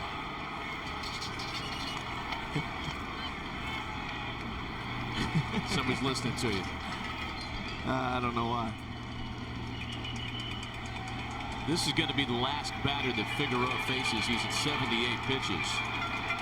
And that might be why he threw over, to give that bullpen a chance to make sure they're ready and loose. Get that left-hander ready for Maurer coming up next.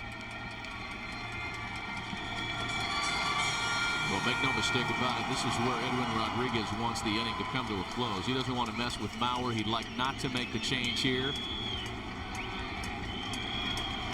Rollins off first. And the 1-0 home. Brock fouls that one away.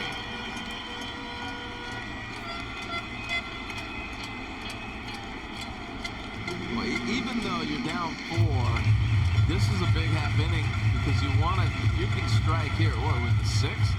That gives you 3 frames to really get a chance to turn this game around and get in that bullpen. The key has been to get into that pen, and they just haven't done it all night. So now I think about it, I was thinking it was 7th when I said no, don't run. It's the 6th inning. I wouldn't have a problem with Jimmy Rollins still in the bag here. I would not have a problem with it. But the 2 throwovers at this point in time, so that left-hander down there can make sure he's ready. Figueroa runs out of pitches. This is his last guy, and they're ready to make sure they got lefty ready for Maurer. Swing and a miss. Braun tied up.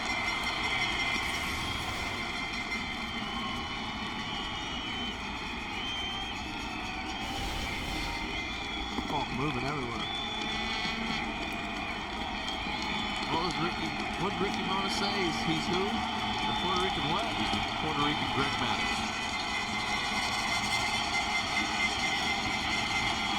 Ball! Runner goes. Molina's throw down is in time to get Rollins. Got a high fastball, gunned it. Just right out of the chute is almost as good as getting a pitch out. You were P on the money. I think he's safe. A lot of gold gloves in the Molina household as he displays his wares to keep Puerto Rico's shutout in check. Well, if you were wondering like myself, was he safe or was he out? Now, if we got to wait till slow motion replay to know, then you got to give the umpire a break. But what a great call by the ump. He's on top of this. They got the tag down. How about Yachty? Yeah, people, yes. That's where the goal is from. They dare run on me? What's wrong with them? Watch the emotional exchange in the dugout after the caught stealing, too. We'll get back to that in a moment. Here's Angel Pagan leading things off in Puerto Rico's half of the 7th. Top of the order, Pagan, Feliciano, and Beltran. 3 in the 6th inning for Puerto Rico. The U.S. turned away in their half of the inning after the 1-out single, and Pagan has a base hit in the left. He has had a terrific tournament. Well, he just brings a fire. This is the exchange that we talked about later. Look at this. That is a caught stealing, bringing 2 grown men to near tears. Tell you what, Nelson Figueroa pitched the game of his life. That is something he'll look back on. And this is a guy who's had a decorated, we've documented a lot, long major league career. But this has got to be one of the nights that stands out all time for him. Without question.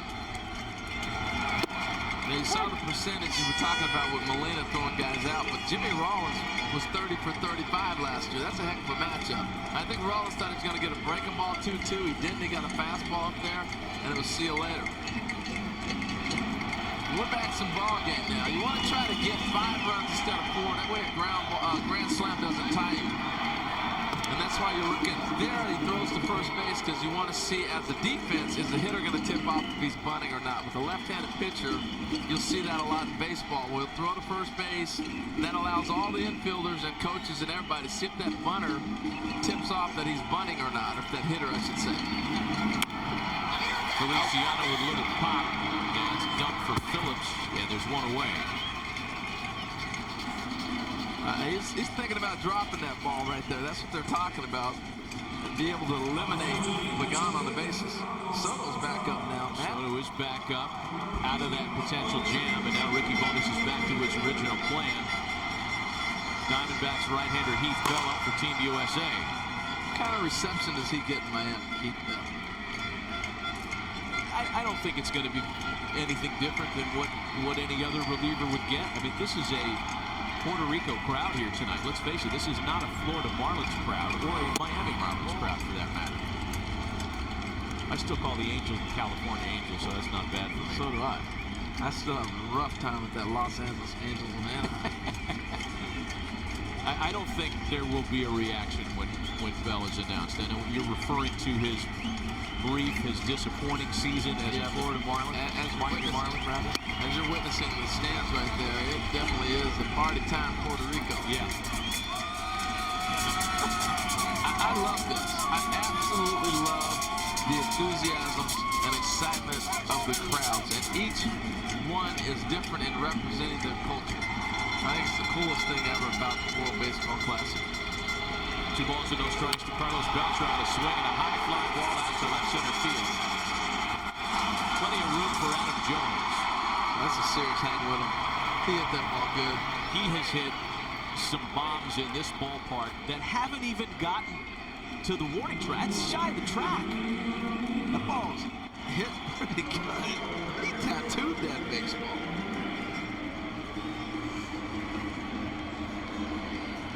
So they're 2 away now, and that'll bring up Yadier Molina. Can't overstate how great Figueroa was tonight. He and Molina have been a big part of the success so far tonight for Team Puerto Rico. Well, we talked about in the open the extra base hits for the middle of the order not producing and driving in the runs, but they can beat you so many different ways. And that's what we've seen tonight. First and third. And the big hit there, the double driving in 3, you know, so they beat in different ways as opposed to maybe the power that you might see from other clubs in this tournament.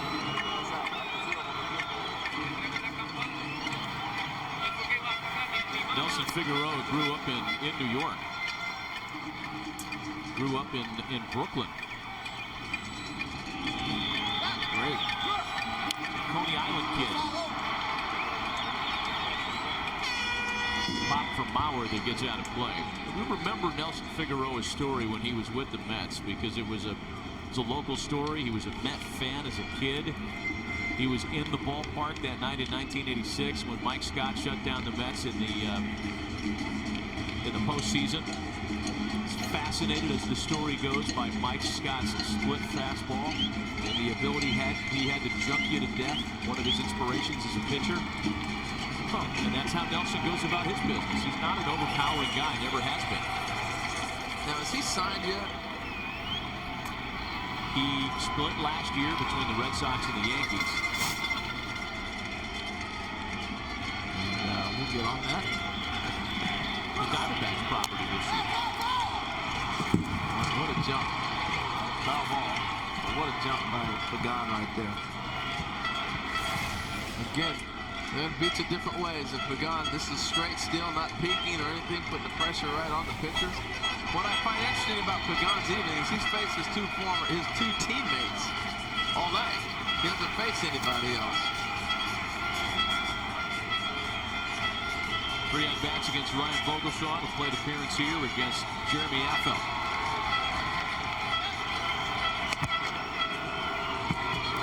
They're glad he's on their side come April 1st. Well, he's a game changer, and he has really been able to get healthy and play within his game, and now has become a big force in the big leagues. Got paid in the offseason, 4-year, $40 million extension with the Giants, and a swing and a miss by Molina. So nothing against Jeremy Affeldt in the 7th. The U.S. is 9 outs away from elimination in Miami tonight.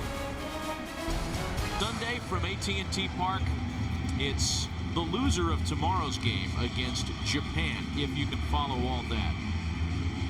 Most urgently, for fans of U.S. baseball, a 4-0 deficit tonight. Giovanni Soto is on to try to keep the U.S. quiet. Again, only 2 base hits for Team USA tonight. Ryan Braun was at the plate when Jimmy Rollins was caught stealing to end the 6th. Quite a difference as to what the middle of the order did Tuesday against Puerto Rico and what's happened tonight. Well, now the game starts for the U.S. I mean, you get a second chance here. You wanted to get to the bullpen. The rules have allowed that because Figueroa was mowing them down. Now you're in the pen and you start with Ryan Braun.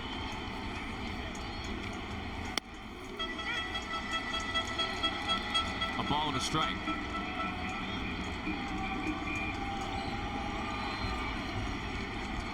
Braun hitless tonight, 0 for 2. Hitless against the Dominicans last night, and a bouncer to third for Andy Gonzalez. Right, did a nice job of showing a changeup, getting him off speed. He took the fastball, trying to be a little patient. First pitch up and away, next one right down the middle. So he's thinking, okay, now I'll get something to hit. Pulls the string on it. Got him to roll over. There's Joe Mauer now with 1 away. Giovanni Soto, and by the way, Giovanni Soto spelled a little differently than Rangers catcher Giovanni Soto spelled his name. Last year as Indians property, pitched a no-hitter in Double-A. As a member of the Akron Arrows, he struck out 6 and walked 3. But thanks to a couple of double plays, he faced the minimum that night. It was the first ever Arrows no-hitter at Canal Park. It's a nasty break ball right there. No-hit stuff, as they say. And he's thrown one to boot. Yeah. 21st rounder by the Tigers in 2009.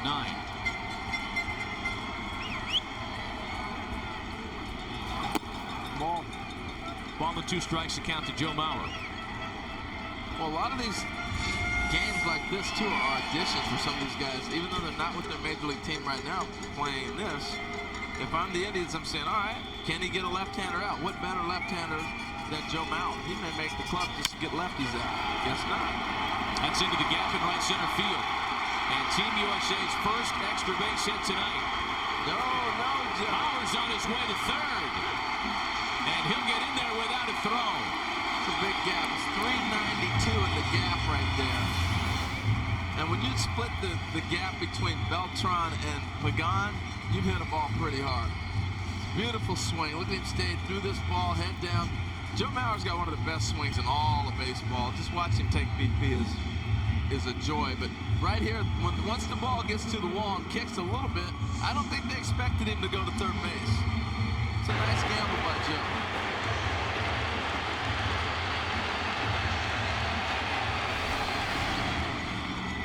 Make Joe Mauer 9 for 21 in the World Baseball Classic. For Team USA, their first extra base hit in 15 innings. It's a big at bat. Put the ball in play, pick up the run, make it a 3-run game with still 3 innings in play. Giancarlo Stanton's 0 for 2 tonight. That's the first U.S. base runner in scoring position since the 4th inning last night. Yeah, they've been scuffling.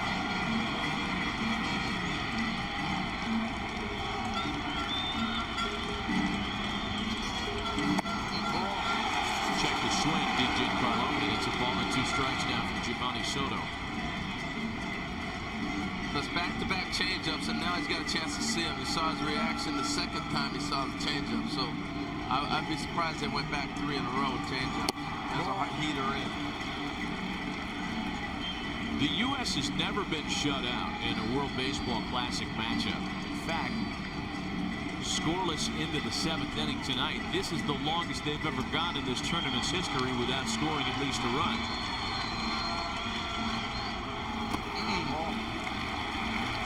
Full count now, 3-2. Well, he's seen everything now. The fastball, changeup, but we'll see what they decide to go with.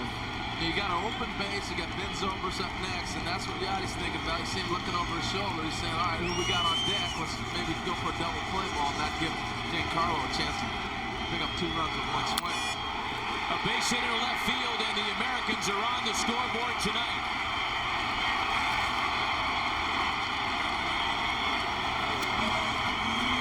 That's why that 1/2 inning was so important, Matt. Because you knew once they got to the bullpen, the offense was going to wake up. It's so much easier to get back into a 1-run game than a 4-run game. And that's why that 6th inning when Puerto Rico exploded was dangerous. They still got a chance because they had some innings left. But, man, it made it very difficult to have to get back in this. And a changeup up and stayed with it. If you watch the progression of that at-bat, they showed him the changeup early on, then it went back with another one. After he saw 2 in a row, he was dialed in. And that's the difference between big leagues and minor leagues. And I know the kid's throwing a double-A no-hitter, but once you give a major leaguer that many times to see your out pitch, it's no longer an out pitch.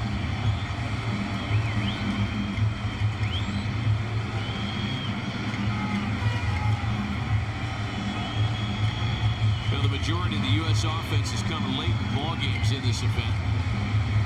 And Ben Zobrist hoping for more now with 1 in, 1 out, and 1 on in the 7th. Zobrist, if you are just tuning in, got the start at third base tonight. Something he's done only a handful of times in his big league career. Without David Wright, the U.S. chose Zobrist at third base instead of Willie Bloomquist, who got the start there yesterday when it was first learned that David would be unable to continue in the WBC because of a back injury. As Heidi Watney reported earlier, David went back to New York. He got checked out, and they're hoping it's just a 3 to 5 day precautionary rest for David. In a case, he's done for the WBC, and it's Zobrist tonight in his spot. I'm a little surprised that he's only had, as you saw, 2 on the ground. It's his 3rd game starting in the big leagues at third base. With Ben Zobrist, you'd think he played more third base, and especially Longoria's gone down a couple different stretches. Yeah. And you would think he'd have been the guy that played over there quite a bit. But they had Sean Rodriguez, who plays a lot at third. A lot of interchangeable parts out there. That's how Joe Madden likes to dial it up. Zobrist back to the pitchers. Soto to second for 1. The relay to first. It took too long. Actually, if he lets the ball go, you got Avila standing right there at the base. With the pitcher fielding the ground ball, this ball's going off the end of the bat. So he's going to be there at the bat. But it's natural to have to field the ground ball. I get it. I understand it. I'm just saying the ball was hit off the end of the bat. It probably would have been a double play. Yeah, Vilas was waiting for a couple of beats for that throw. Yeah. Instead, it's a fielder's choice play that puts Zobrist aboard and keeps the inning alive now for Eric Hosmer.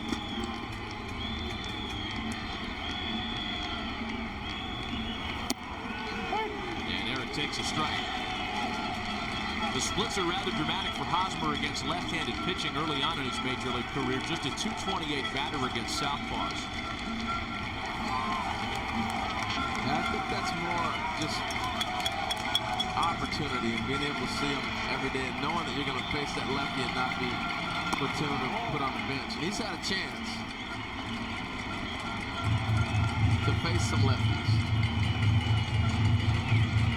50 points better against right-handed hitters in his young major league career. Just a 2-season sample size.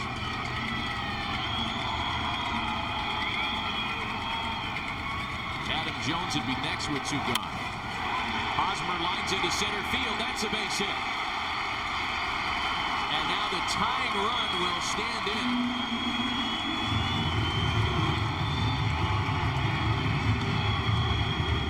Soto's doing is he's pitching backwards. You know, right here you see Hosmer swing on a fastball that's up, able to drive it back up the middle. But he's used his out pitch early. And I talked about that early on. When you use your out pitch that early on major league hitters, you're not going to get them out. You saw Maurer hit a breaking ball into the gap. We watched Stanton hit a changeup for a base hit. And right there, he'd already shown Hosmer the breaking pitch. He got a fastball to bloop it in for a single. Edwin Rodriguez wants to make the change for right-hander Jose De La Torre. We'll be right back. Game singer John Hart, Dan Plesac manning the shop tonight.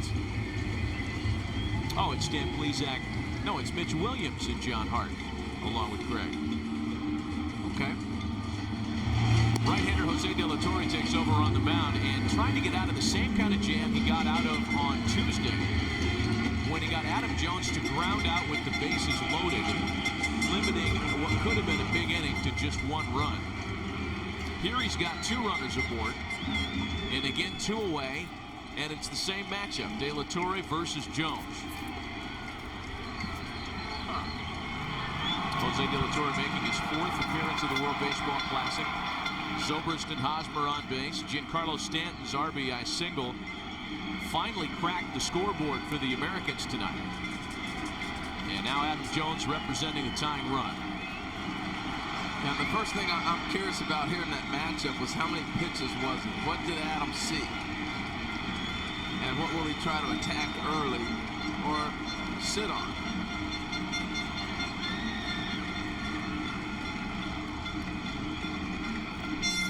So told he saw 2 pitches.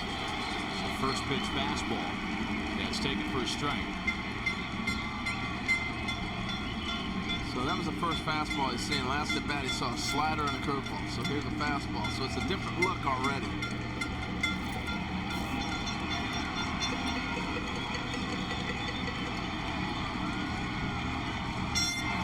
Ball.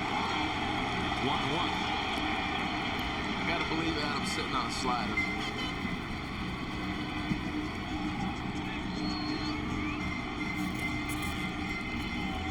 He didn't budge on the fastball at all. It was almost like he didn't react. That's why I'm thinking he's sitting on a breaking pitch, and he saw 2 last time he faced him. So we'll see.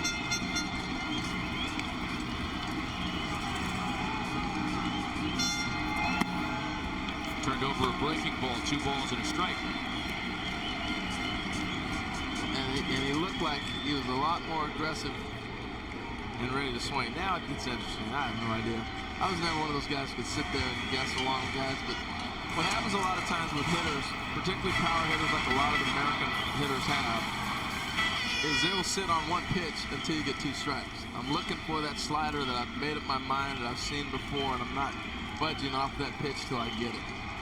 Now that's advanced stuff. That's not for Little League, high school, and even college and minor leagues, but that's what a lot of guys do in the big league. Veteran hitters. Cal Ripken type. 2 balls and a strike to Adam Jones. 2-2 now. Remembering that outing that De La Torre had on Tuesday against the U.S. as you take another look at his breaking ball, swung out and missed. Here's what happens when you're looking for a certain pitch. You see it's not a strike, but he got what he was looking for. And he let the dog fly. De La Torre got out of the jam with the bases loaded against Jones in the 5th inning. And then had to strike out Rollins, Phillips, and Braun in order after he put 2 runners on the next inning of work.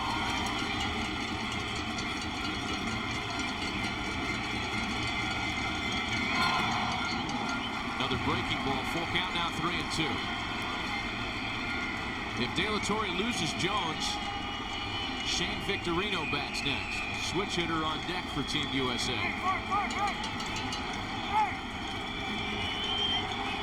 Wants him to check the baseball is what Shane's telling him. Wow, I'll hit the dirt. Yeah. So he's telling him to check the ball.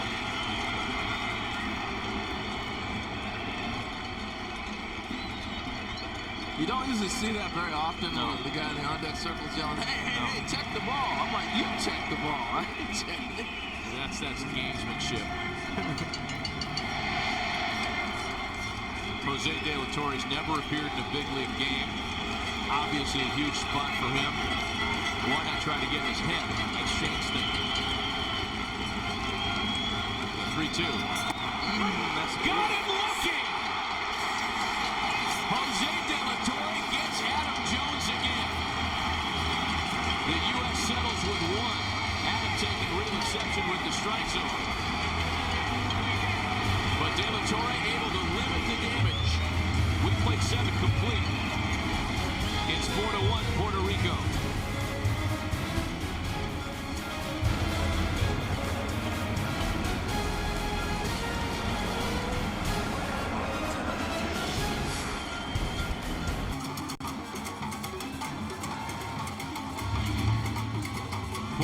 fans starting to get excited as they are 6 outs away from moving on to San Francisco. Heath Bell's going to try to keep it 4-1, making his second appearance of the World Baseball Classic. Pitched an inning in relief, a 1-2-3 inning over the weekend in Phoenix, his new home. Now property of the Arizona Diamondbacks. Back to the NL West, where he's had a lot of success in his career. Mike Aviles leads it off. Aviles, Rios, and Rivera for Puerto Rico in the 8th. It looks like he speeded up his motion, and that's allowing his arm to get back a little more torque. His delivery was a little more deliberate last year, but when he gets down ready to deliver the ball, look how much he's bringing forward a lot quicker with the arm speed, and I think that's why the velocity is going to come back a little bit.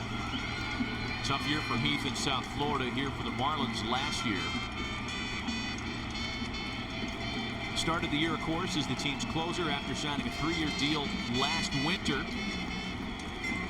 Got off to a rough start and was never really able to get it on track under Ozzie Guillen.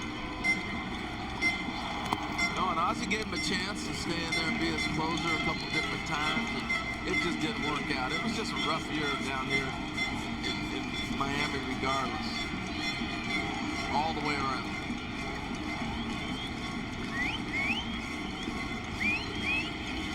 Since 2009, nobody has saved more games, and that's despite his struggles in 2012.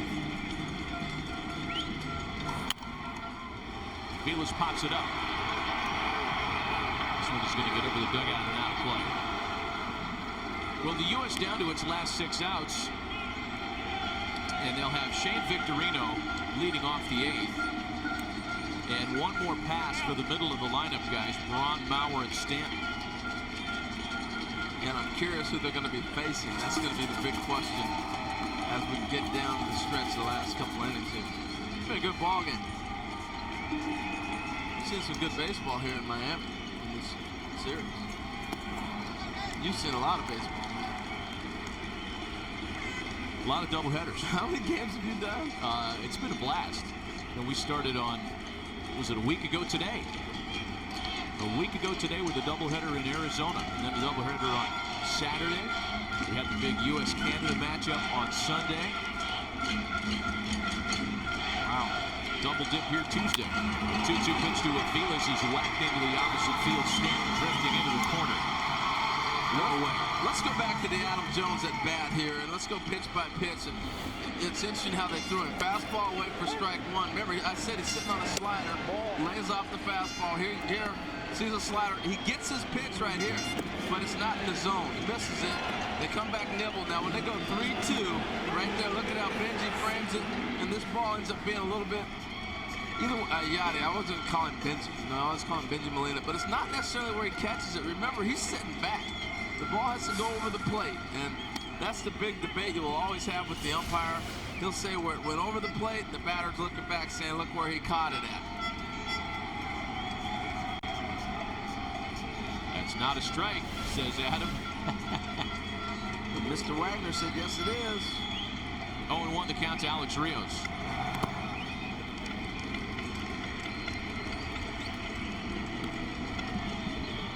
Players on the Dominican Republic roster are home watching this one tonight.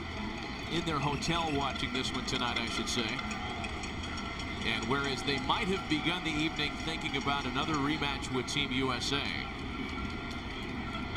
they are 6 outs away from getting Puerto Rico yet again in this tournament.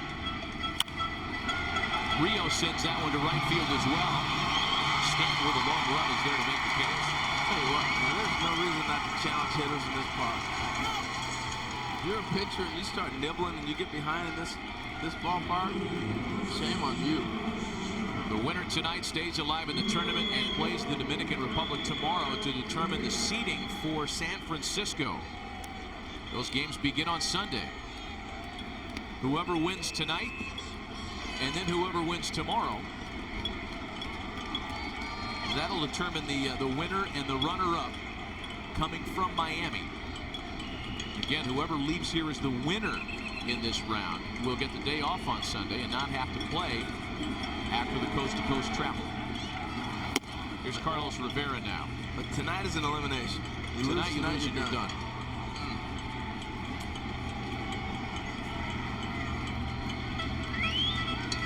Carlos Rivera drew the bases loaded walk in the 6th. That made it 2-0.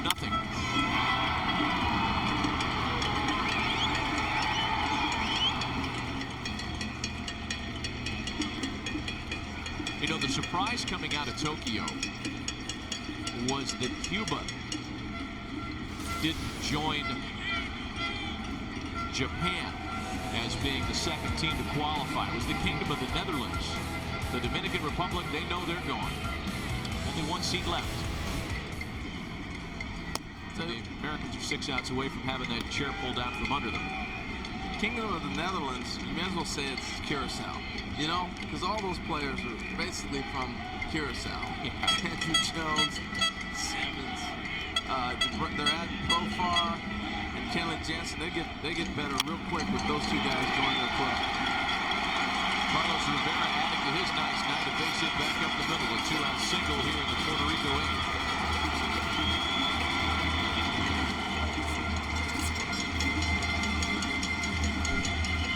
Here's the guy that struck the big blow in the 6th inning.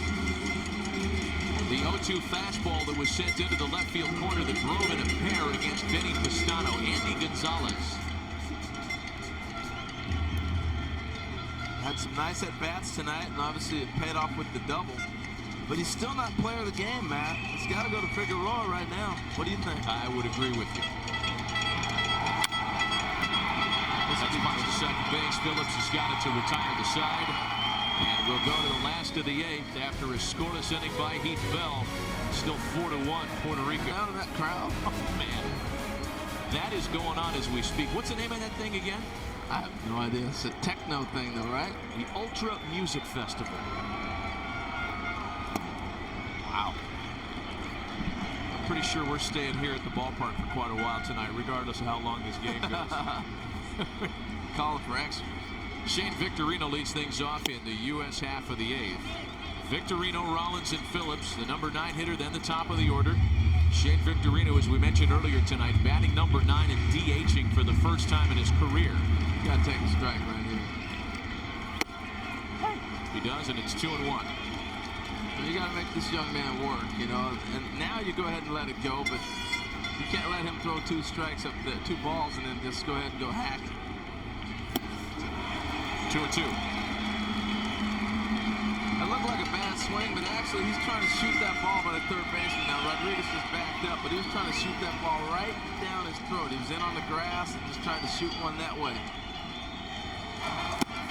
Got it, swinging. This was the kind of carved job that Jose De La Torre did on Tuesday when he struck out Rollins, Phillips, and Braun in order. And yeah, it happened that fast, folks. That was in real time. Yep, that's quick. Here's Rollins now with 1 away.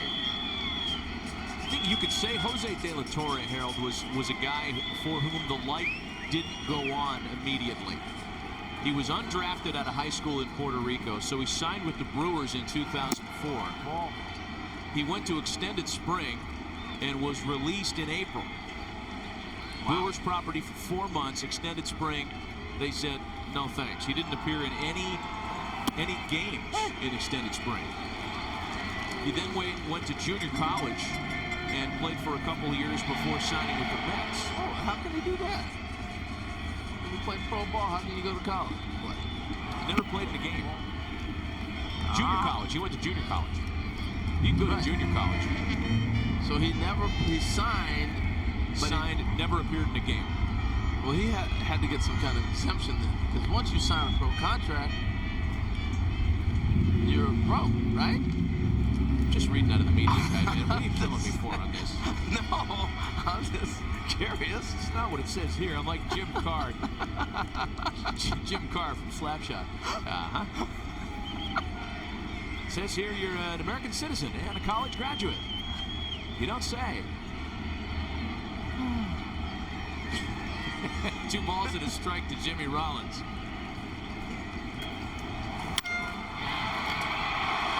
Rivera on into right field, and Rollins has his second hit tonight. You know what was amazing about that is before Rollins at bat, and I don't know if we can go back and find it, But as soon as the out was made, the pitcher started moving the first baseman towards the line, or else he would have been standing in the spot where that ball was hit. After the last out, he strikes him out to throw the ball around. He's getting the ball. He's walking around the mound. He tells him to move over. The bench started yelling, sometimes let the guys play. And they moved the first baseman out of the spot where the ball ended up. Here's Brandon Phillips now. He has singled and reached on an error tonight. The base hit allows Ryan Braun to move into the on-deck circle as the potential tying run. The U.S. down 3 with a man on and 1 away in the 8th.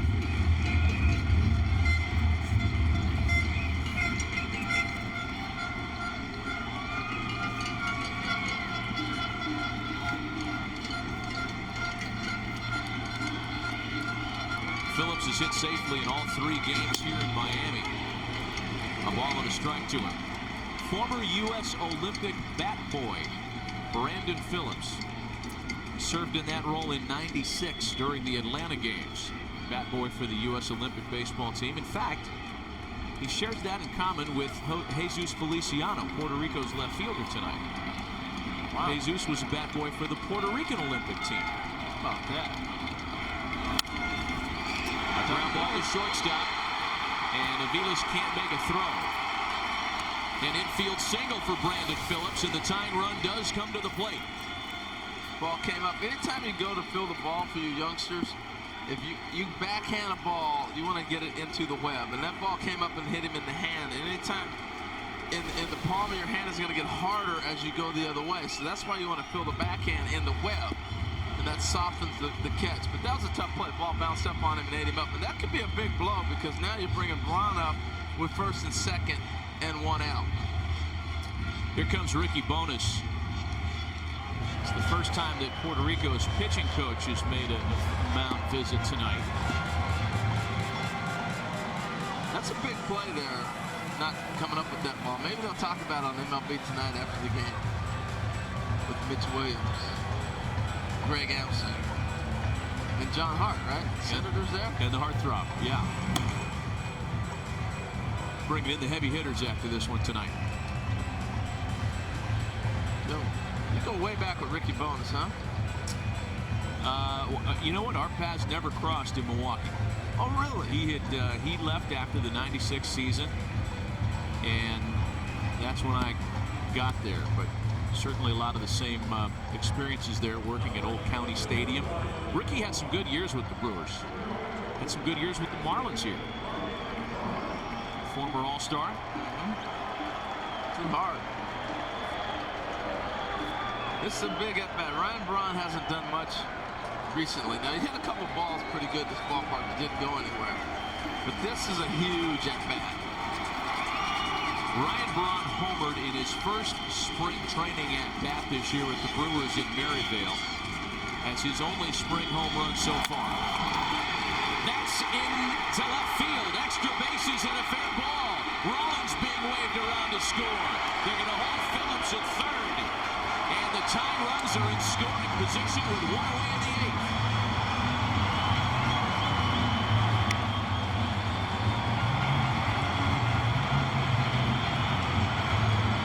Well, it's a good hold right there, not sending Phillips.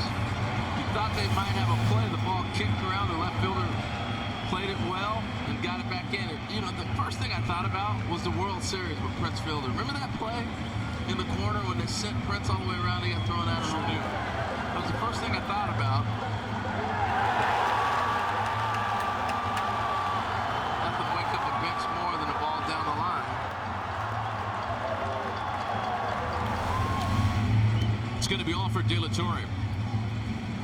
Joe Mauer due up with the tying runs aboard. We'll be right back. The U.S. tonight looking to recreate the same kind of late drama that they harnessed back in 2009 when David Wright's walk-off hit at Pro Player Stadium sent Puerto Rico home and the Americans into the next round. It's Joe Mauer that'll have that opportunity here. And taking a good look at who he'll be facing. A man he faced on Tuesday, as a matter of fact. Left-hander Xavier Cedeno, the new pitcher for Puerto Rico. Cedeno walked Maurer, and then he yielded the big 3-run double to David Wright. So there's nothing that Xavier Cedeno has been looking forward to more than a shot at redemption against that same uniform. Yeah, it was a 9-pitch at bat. He threw 5 fastballs, 4 curveballs. And what are you looking at in the book there? What does he throw? Who is he? And then you turn around and go, oh, okay, I've seen this guy before. For me, Maurer needs to pick up a run. You got to put a ball in play and pick up a run here. It's not necessarily drive them all in.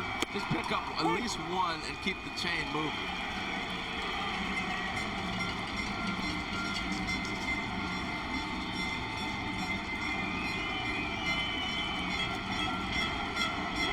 This is where you can't have a strike.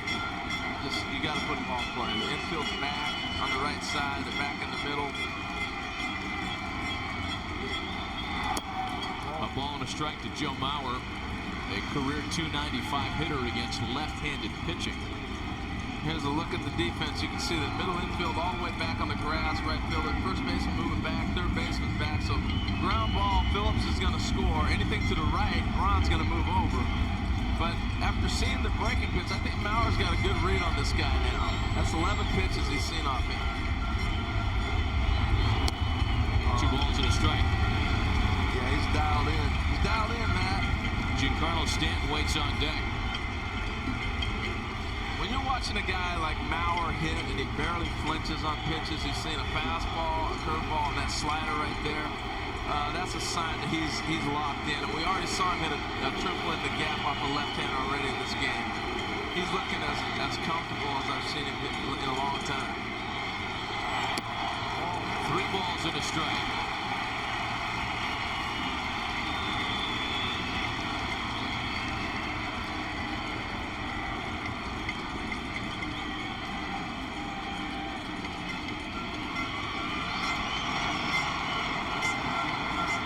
Phillips and Braun aboard.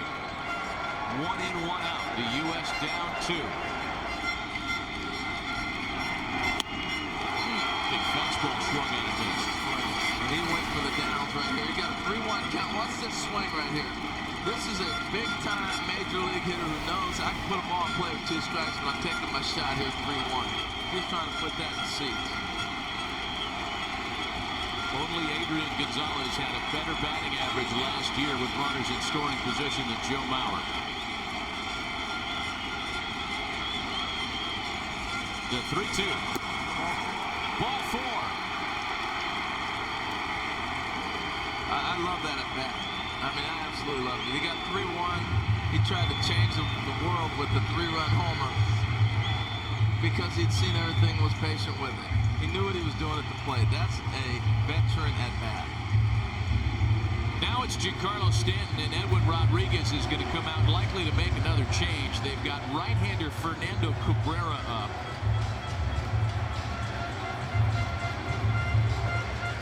J.C. Romero was also up for Puerto Rico, but I'm quite sure it's going to be the right-hander here. Another pitching change, a bases-loaded jam, and we'll be right back. There are some amazing ironies here with Fernando Cabrera entering the game with the bases loaded here in the 8th. It was Fernando Cabrera who was on the mound when David Wright hit that walk-off extra base hit at Pro Player Stadium 4 years ago to eliminate Puerto Rico. Cabrera comes on here in almost the same kind of jam and faces the batter who's hitting in right spot in the order because David can't stop today. Stop it. It's Giancarlo Stanton, who has had some amazing success in his short major league career with the bases loaded. 5 for 10 last year. Stanton has hit 4 career grand slams in only 39 career bases loaded plate appearances. In David Wright's spot, seriously? So here is Cabrera with the bases loaded. I mean, would it be ridiculous to suggest that Fernando Cabrera has been waiting for 4 years for a chance to redeem himself after that? No, it wouldn't be ridiculous to think that, but it's not a good spot to be in right now either. A ball and no strikes to Stanton. 2 2-0. You got the switch hitter Ben Zobrist next.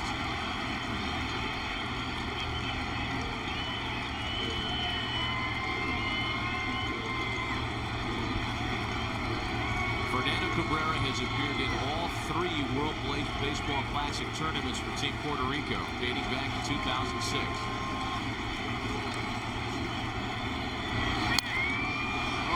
Stanton pops it up. Molina hoping for a play, and it's on the top of the dugout. I thought that ball's coming back, did you? I did too.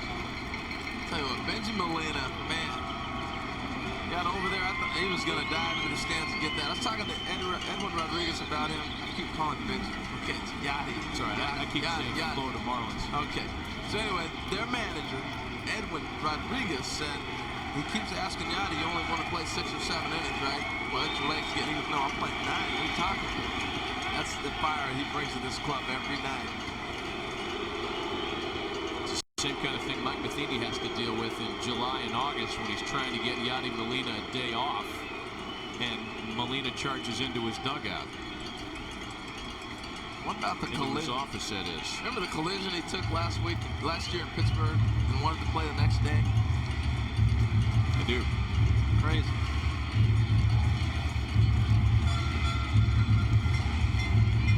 It's 2 balls and a strike to Giancarlo Stanton. The U.S. down 4-0. Lone runs in the 7th and 8th. Trying for more in this 8th with the bases loaded. 2-2.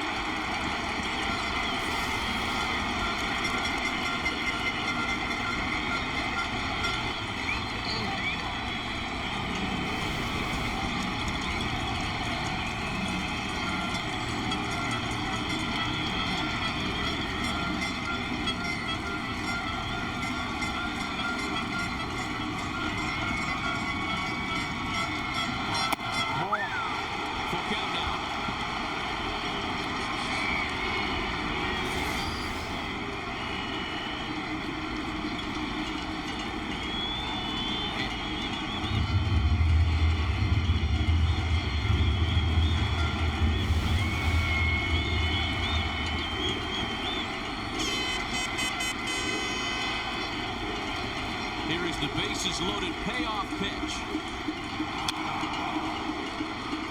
The inning started when Victorino struck out. Rollins singled. Phillips singled. Braun doubled in a run. Bauer drew a walk. Well, he got a good pitch there to hit. Go back to the play of Mike Aviles in the hole. He wasn't able to make that play. That kind of got this thing rolling. Cabrera tries it again on 3-2. And again, Stanton sticking around. Lefty on deck. Zobrist. He's coming right after him, huh? This is fun. This will be the 8th pitch of the plate appearance here. Phillips, Braun, and Mauer aboard with a run in and 1 away. The U.S. trying to come all the way back from a one-time 4-0 deficit tonight.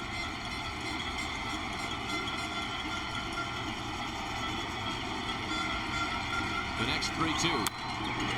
Stanton swings and sends a fly ball out to shallow left center field. Aviles and Gonzalez, they're there. Mike Aviles makes the catch, and everybody's got to stay put.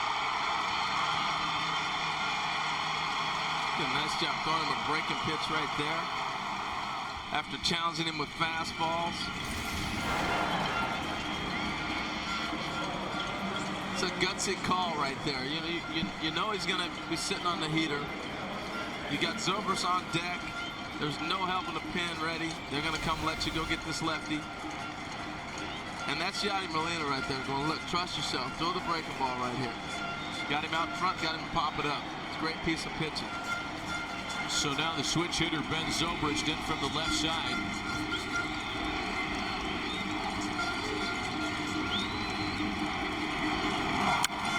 Zobrist swings and sends a ball to the right field corner foul.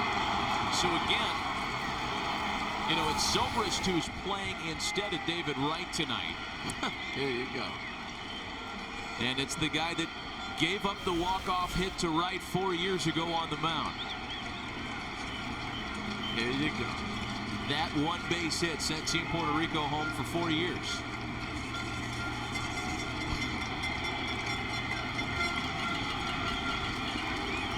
Playing pretty straight up.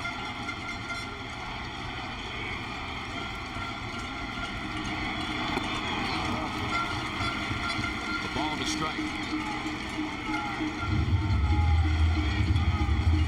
Not unlike most switch hitters, and we've talked about this with guys like Zobrist, Jimmy Rollins.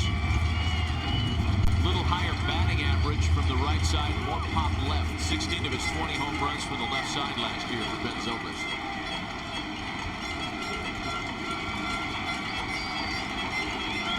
The 1-1. 2 balls and a strike. Thought he got that pitch right there. Matt, one of the reasons there's more power most of the times for switch hitters from the right side, they're mostly natural right-handed hitters. And left-handed are always learning how to work on your swing. And you're basically switched over to the other side because they want you to use your speed a little bit. 2-1 pitch. 3 balls and a strike. And Cabrera is a ball away from making this a 1-run ball game. Now, I'm a little surprised they didn't turn Zobrist around to the right side and make him hit right-handed. Because he's a better, I think he's a better hitter left-handed. I don't know what the averages show and all that stuff. I'm sorry, but he's probably got a ton more at-bats left-handed than right, and he looks like a better hitter left-handed than he does right. No, you're right. He's a .308 career hitter from the other side of the plate. 252 lefty. 3-1 pitch. Ball 4.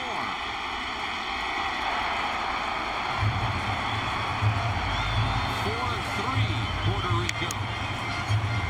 You said J.C. Romero was down there, right? The lefty. He's going to come get it to get hot. Yes, sir. He made what? 3 pitching changes already, or this will be the 3rd one in a half inning? And this is exactly what we've seen from Team Puerto Rico throughout the tournament. Edwin Rodriguez is not afraid to make those moves, and he's going to make another here. Has not made the official signal to the bullpen yet. Romero's hot. He's been up for a while. And now the move has been made. J.C. Romero entering to face Eric Hosmer. Another pitching change, and we'll be right back. Back to a 1-run ball game between Puerto Rico and the U.S. One of these 2 teams will advance, and they'll face Dominican Republic tomorrow to determine the seeding for the championship round that begins on MLB Network on Sunday. Well, things have been made very interesting by a 2-run U.S. rally here in the 8th. Fire still good and hot. Bases are loaded with 2 away. And J.C. Romero will become the 4th Puerto Rico pitcher to work this inning. He'll get Eric Hosmer. The bases are loaded. Braun, Mauer, and Zobrist, the latest to reach after the bases loaded walk. Romero pours in strike 1.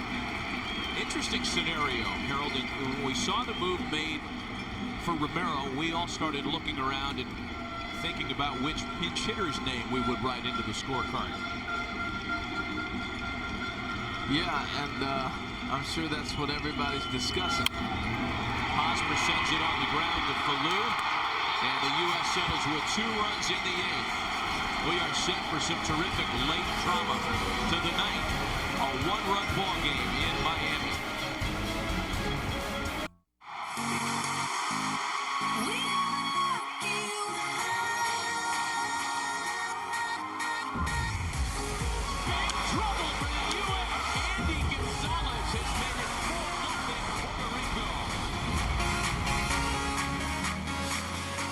A 1-run ball game as we go to the top of the 9th. Back with Harold Reynolds and Heidi Watney, Matt Vasgersian. Craig Kimbrell took the loss yesterday against the Dominican Republic. He's back out there tonight to try to keep this a 1-run ball game. Luis Figueroa is the pinch hitter who will open the 9th.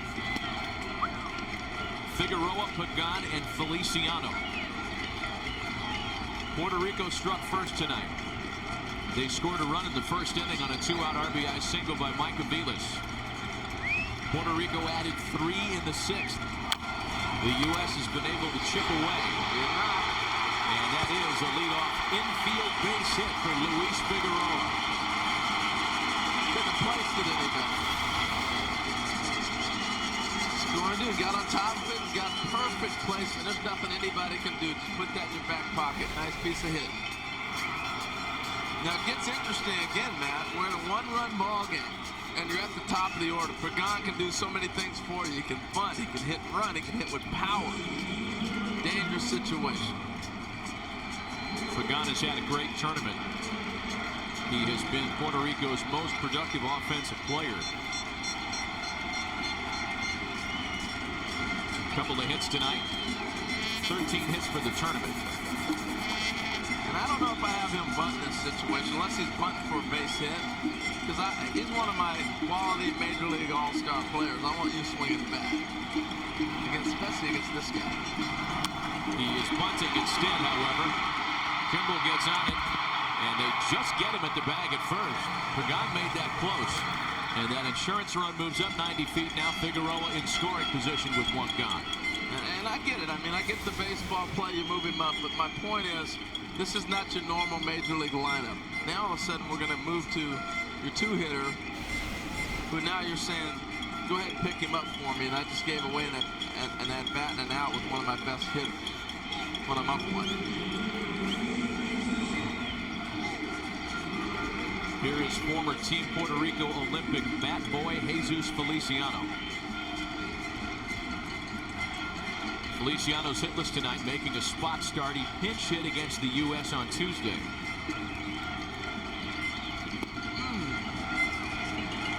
The line on Kimbrel from last night's loss. In 2/3 of an inning, he allowed 2 runs on 3 hits. It was the leadoff double by Cruz that matched the entire season's worth of doubles that Kimbrel had allowed in 2012. Nelson Cruz jumped the count, swung at the first pitch, double, and from there it was all downhill for Craig Kimbrel. Yeah. You know, and the other thing is aligning yourself behind players. I think Jimmy Rollins got to be more in the hole towards third base. He just moved over a little bit than the last pitch, but I still think he's in the hole too much. That's a little pop, could be trouble. Rollins is there to make the play behind the back. Well, if he's playing where I think he should be playing, it's a base hit. So that's a great play by Jimmy Rollins. Mercy. Takes a big man to admit you're wrong. Yeah, look how far he goes to cover this ground. Yeah. Jimmy was in the right spot, as it turns out. That was one of the best plays you're going to see. That was tremendous. He went a long ways. I love the slide and the presence of mind to get up and throw the ball to second base. It's a beautiful play.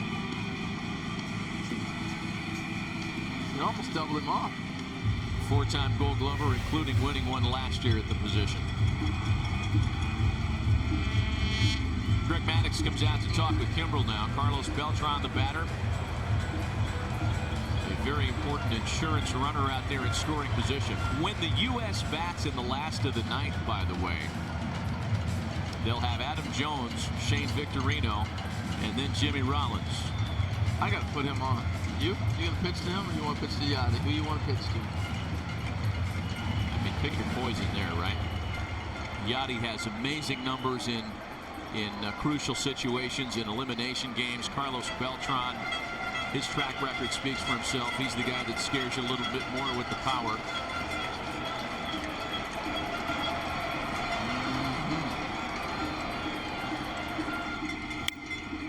Beltran pops up on the first pitch. We are going to the bottom half of the 9th inning. The U.S. down a run. 3 outs away from tournament elimination. Adam Jones will lead it off when we go to the bottom of the 9th. Luis Figueroa stays in the ballgame. He takes over at second base. That's the change as we set the line score for the bottom half of the 9th. 4 runs on 9 hits, an error for Puerto Rico. 3 runs on 8 hits for Team USA.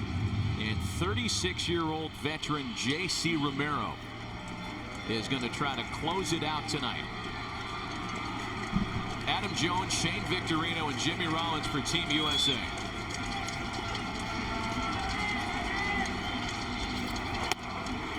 Strike one. Most of J.C. Romero's 14 years in the big leagues came as a setup man. 7 career saves in his almost 700 career appearances. Well, as far as this club is concerned, he's got the most experience. And that's why they're running him out there and saying, come on, JC, hold on. He was credited with 2 big wins out of the Phillies bullpen en route to a World Series title in 2008. And he's in front of Adam Jones, the ball and 2 strikes. Something of a national hero in Puerto Rico because of that. J.C. Romero is one of only 3 Puerto Rican-born pitchers to ever win a World Series game. Wow, that's quite a stat.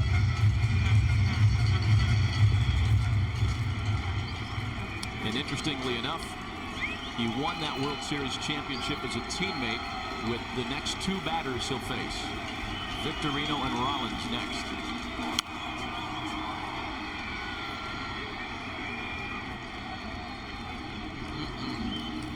Still the ball and 2 strikes to Adam Jones.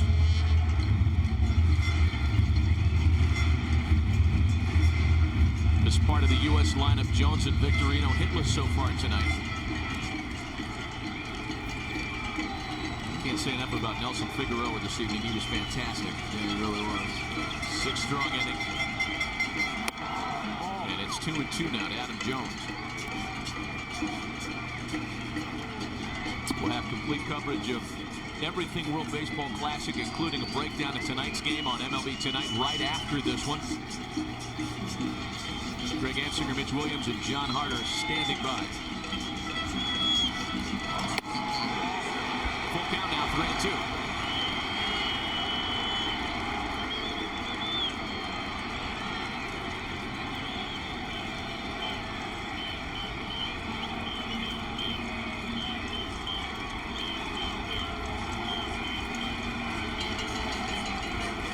Payoff pitch. Got him swinging. Ball 4. You know, you go back and look at it and you remember, hey, I got run up on a pitch I thought was going to be a ball. So you get aggressive. You know, hear people say all the time, hey, swing the bat with 2 strikes. That's what you do. You expand your strike zone. And before you know it, you're swinging at a ball that's out of the zone. Great piece of pitching by Romero. I love the fact he pounded him in and then went back out away. And the only ball he saw away was changeups. That time he went away with a fastball. Great piece of pitching. Shane Victorino now.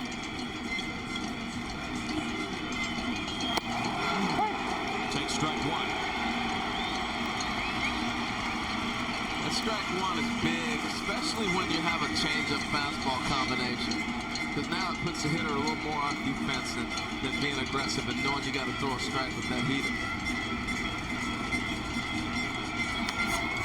And Victorino behind 0-2 now.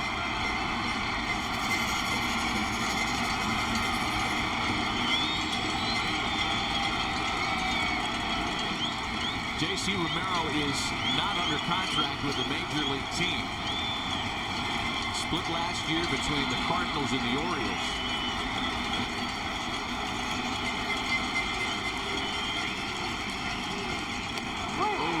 Got it. And the U.S. is down to its final out in the World Baseball Classic.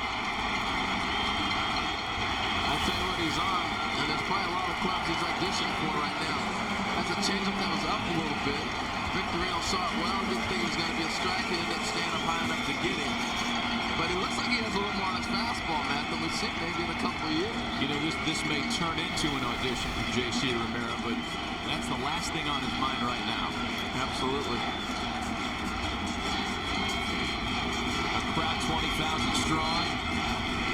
A lot of them making noise for Puerto Rico. Jimmy Rollins, the batter, and he hits a fly ball out to center field. And Puerto Rico's moving on.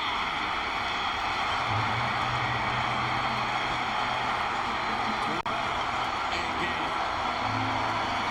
One of the biggest upsets of the tournament.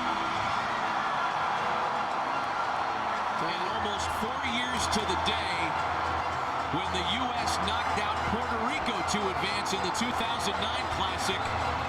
Puerto Rico gets its revenge.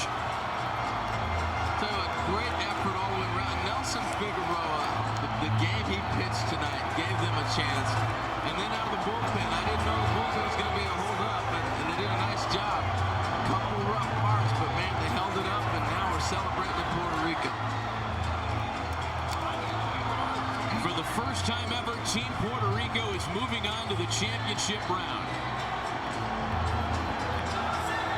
Tell you what, his pitch to Jimmy Rollins got a fastball, and he knew the minute he swung it, this ball game was over.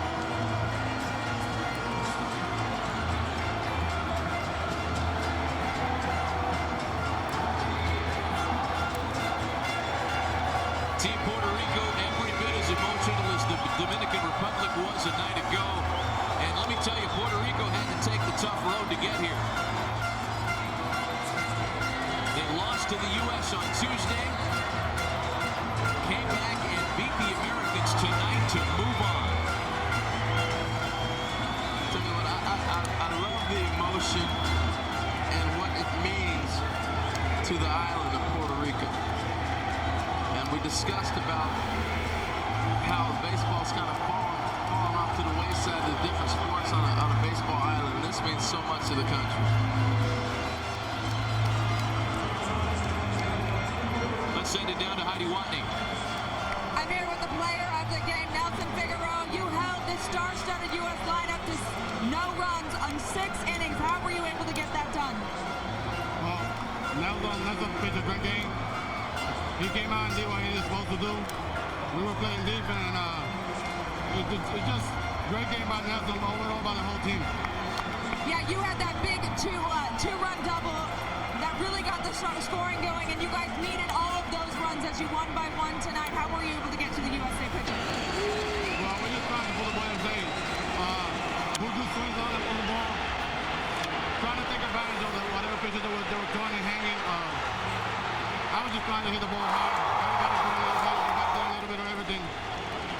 Tyler had a great AB. He walked with the bases loaded, and I was able to hit a double off that hanging slider he threw, and we got the victory. All right, Andy, you guys have punched your way to the next round. What does this mean for Puerto Rico? This is great. I bet you the whole island's going crazy right now. This is all for Puerto Rico, and for my home crowd, Cabarra, Colectora, I love you guys. All right, thank you, Andy. All right, here we have Nelson Figueroa. I'm here with Nelson, and he has the Puerto Rican flag draped over him. You certainly put the country on your back, holding the USA scoreless over 6 innings. How were you able to do that tonight?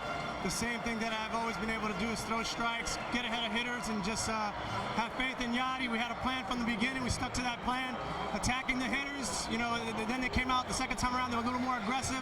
Helped me out with my pitch count, allowed me to go into the 6th inning and help this team. You mentioned Yadier Molina. You had one of the best down there for you. What does he mean to this team?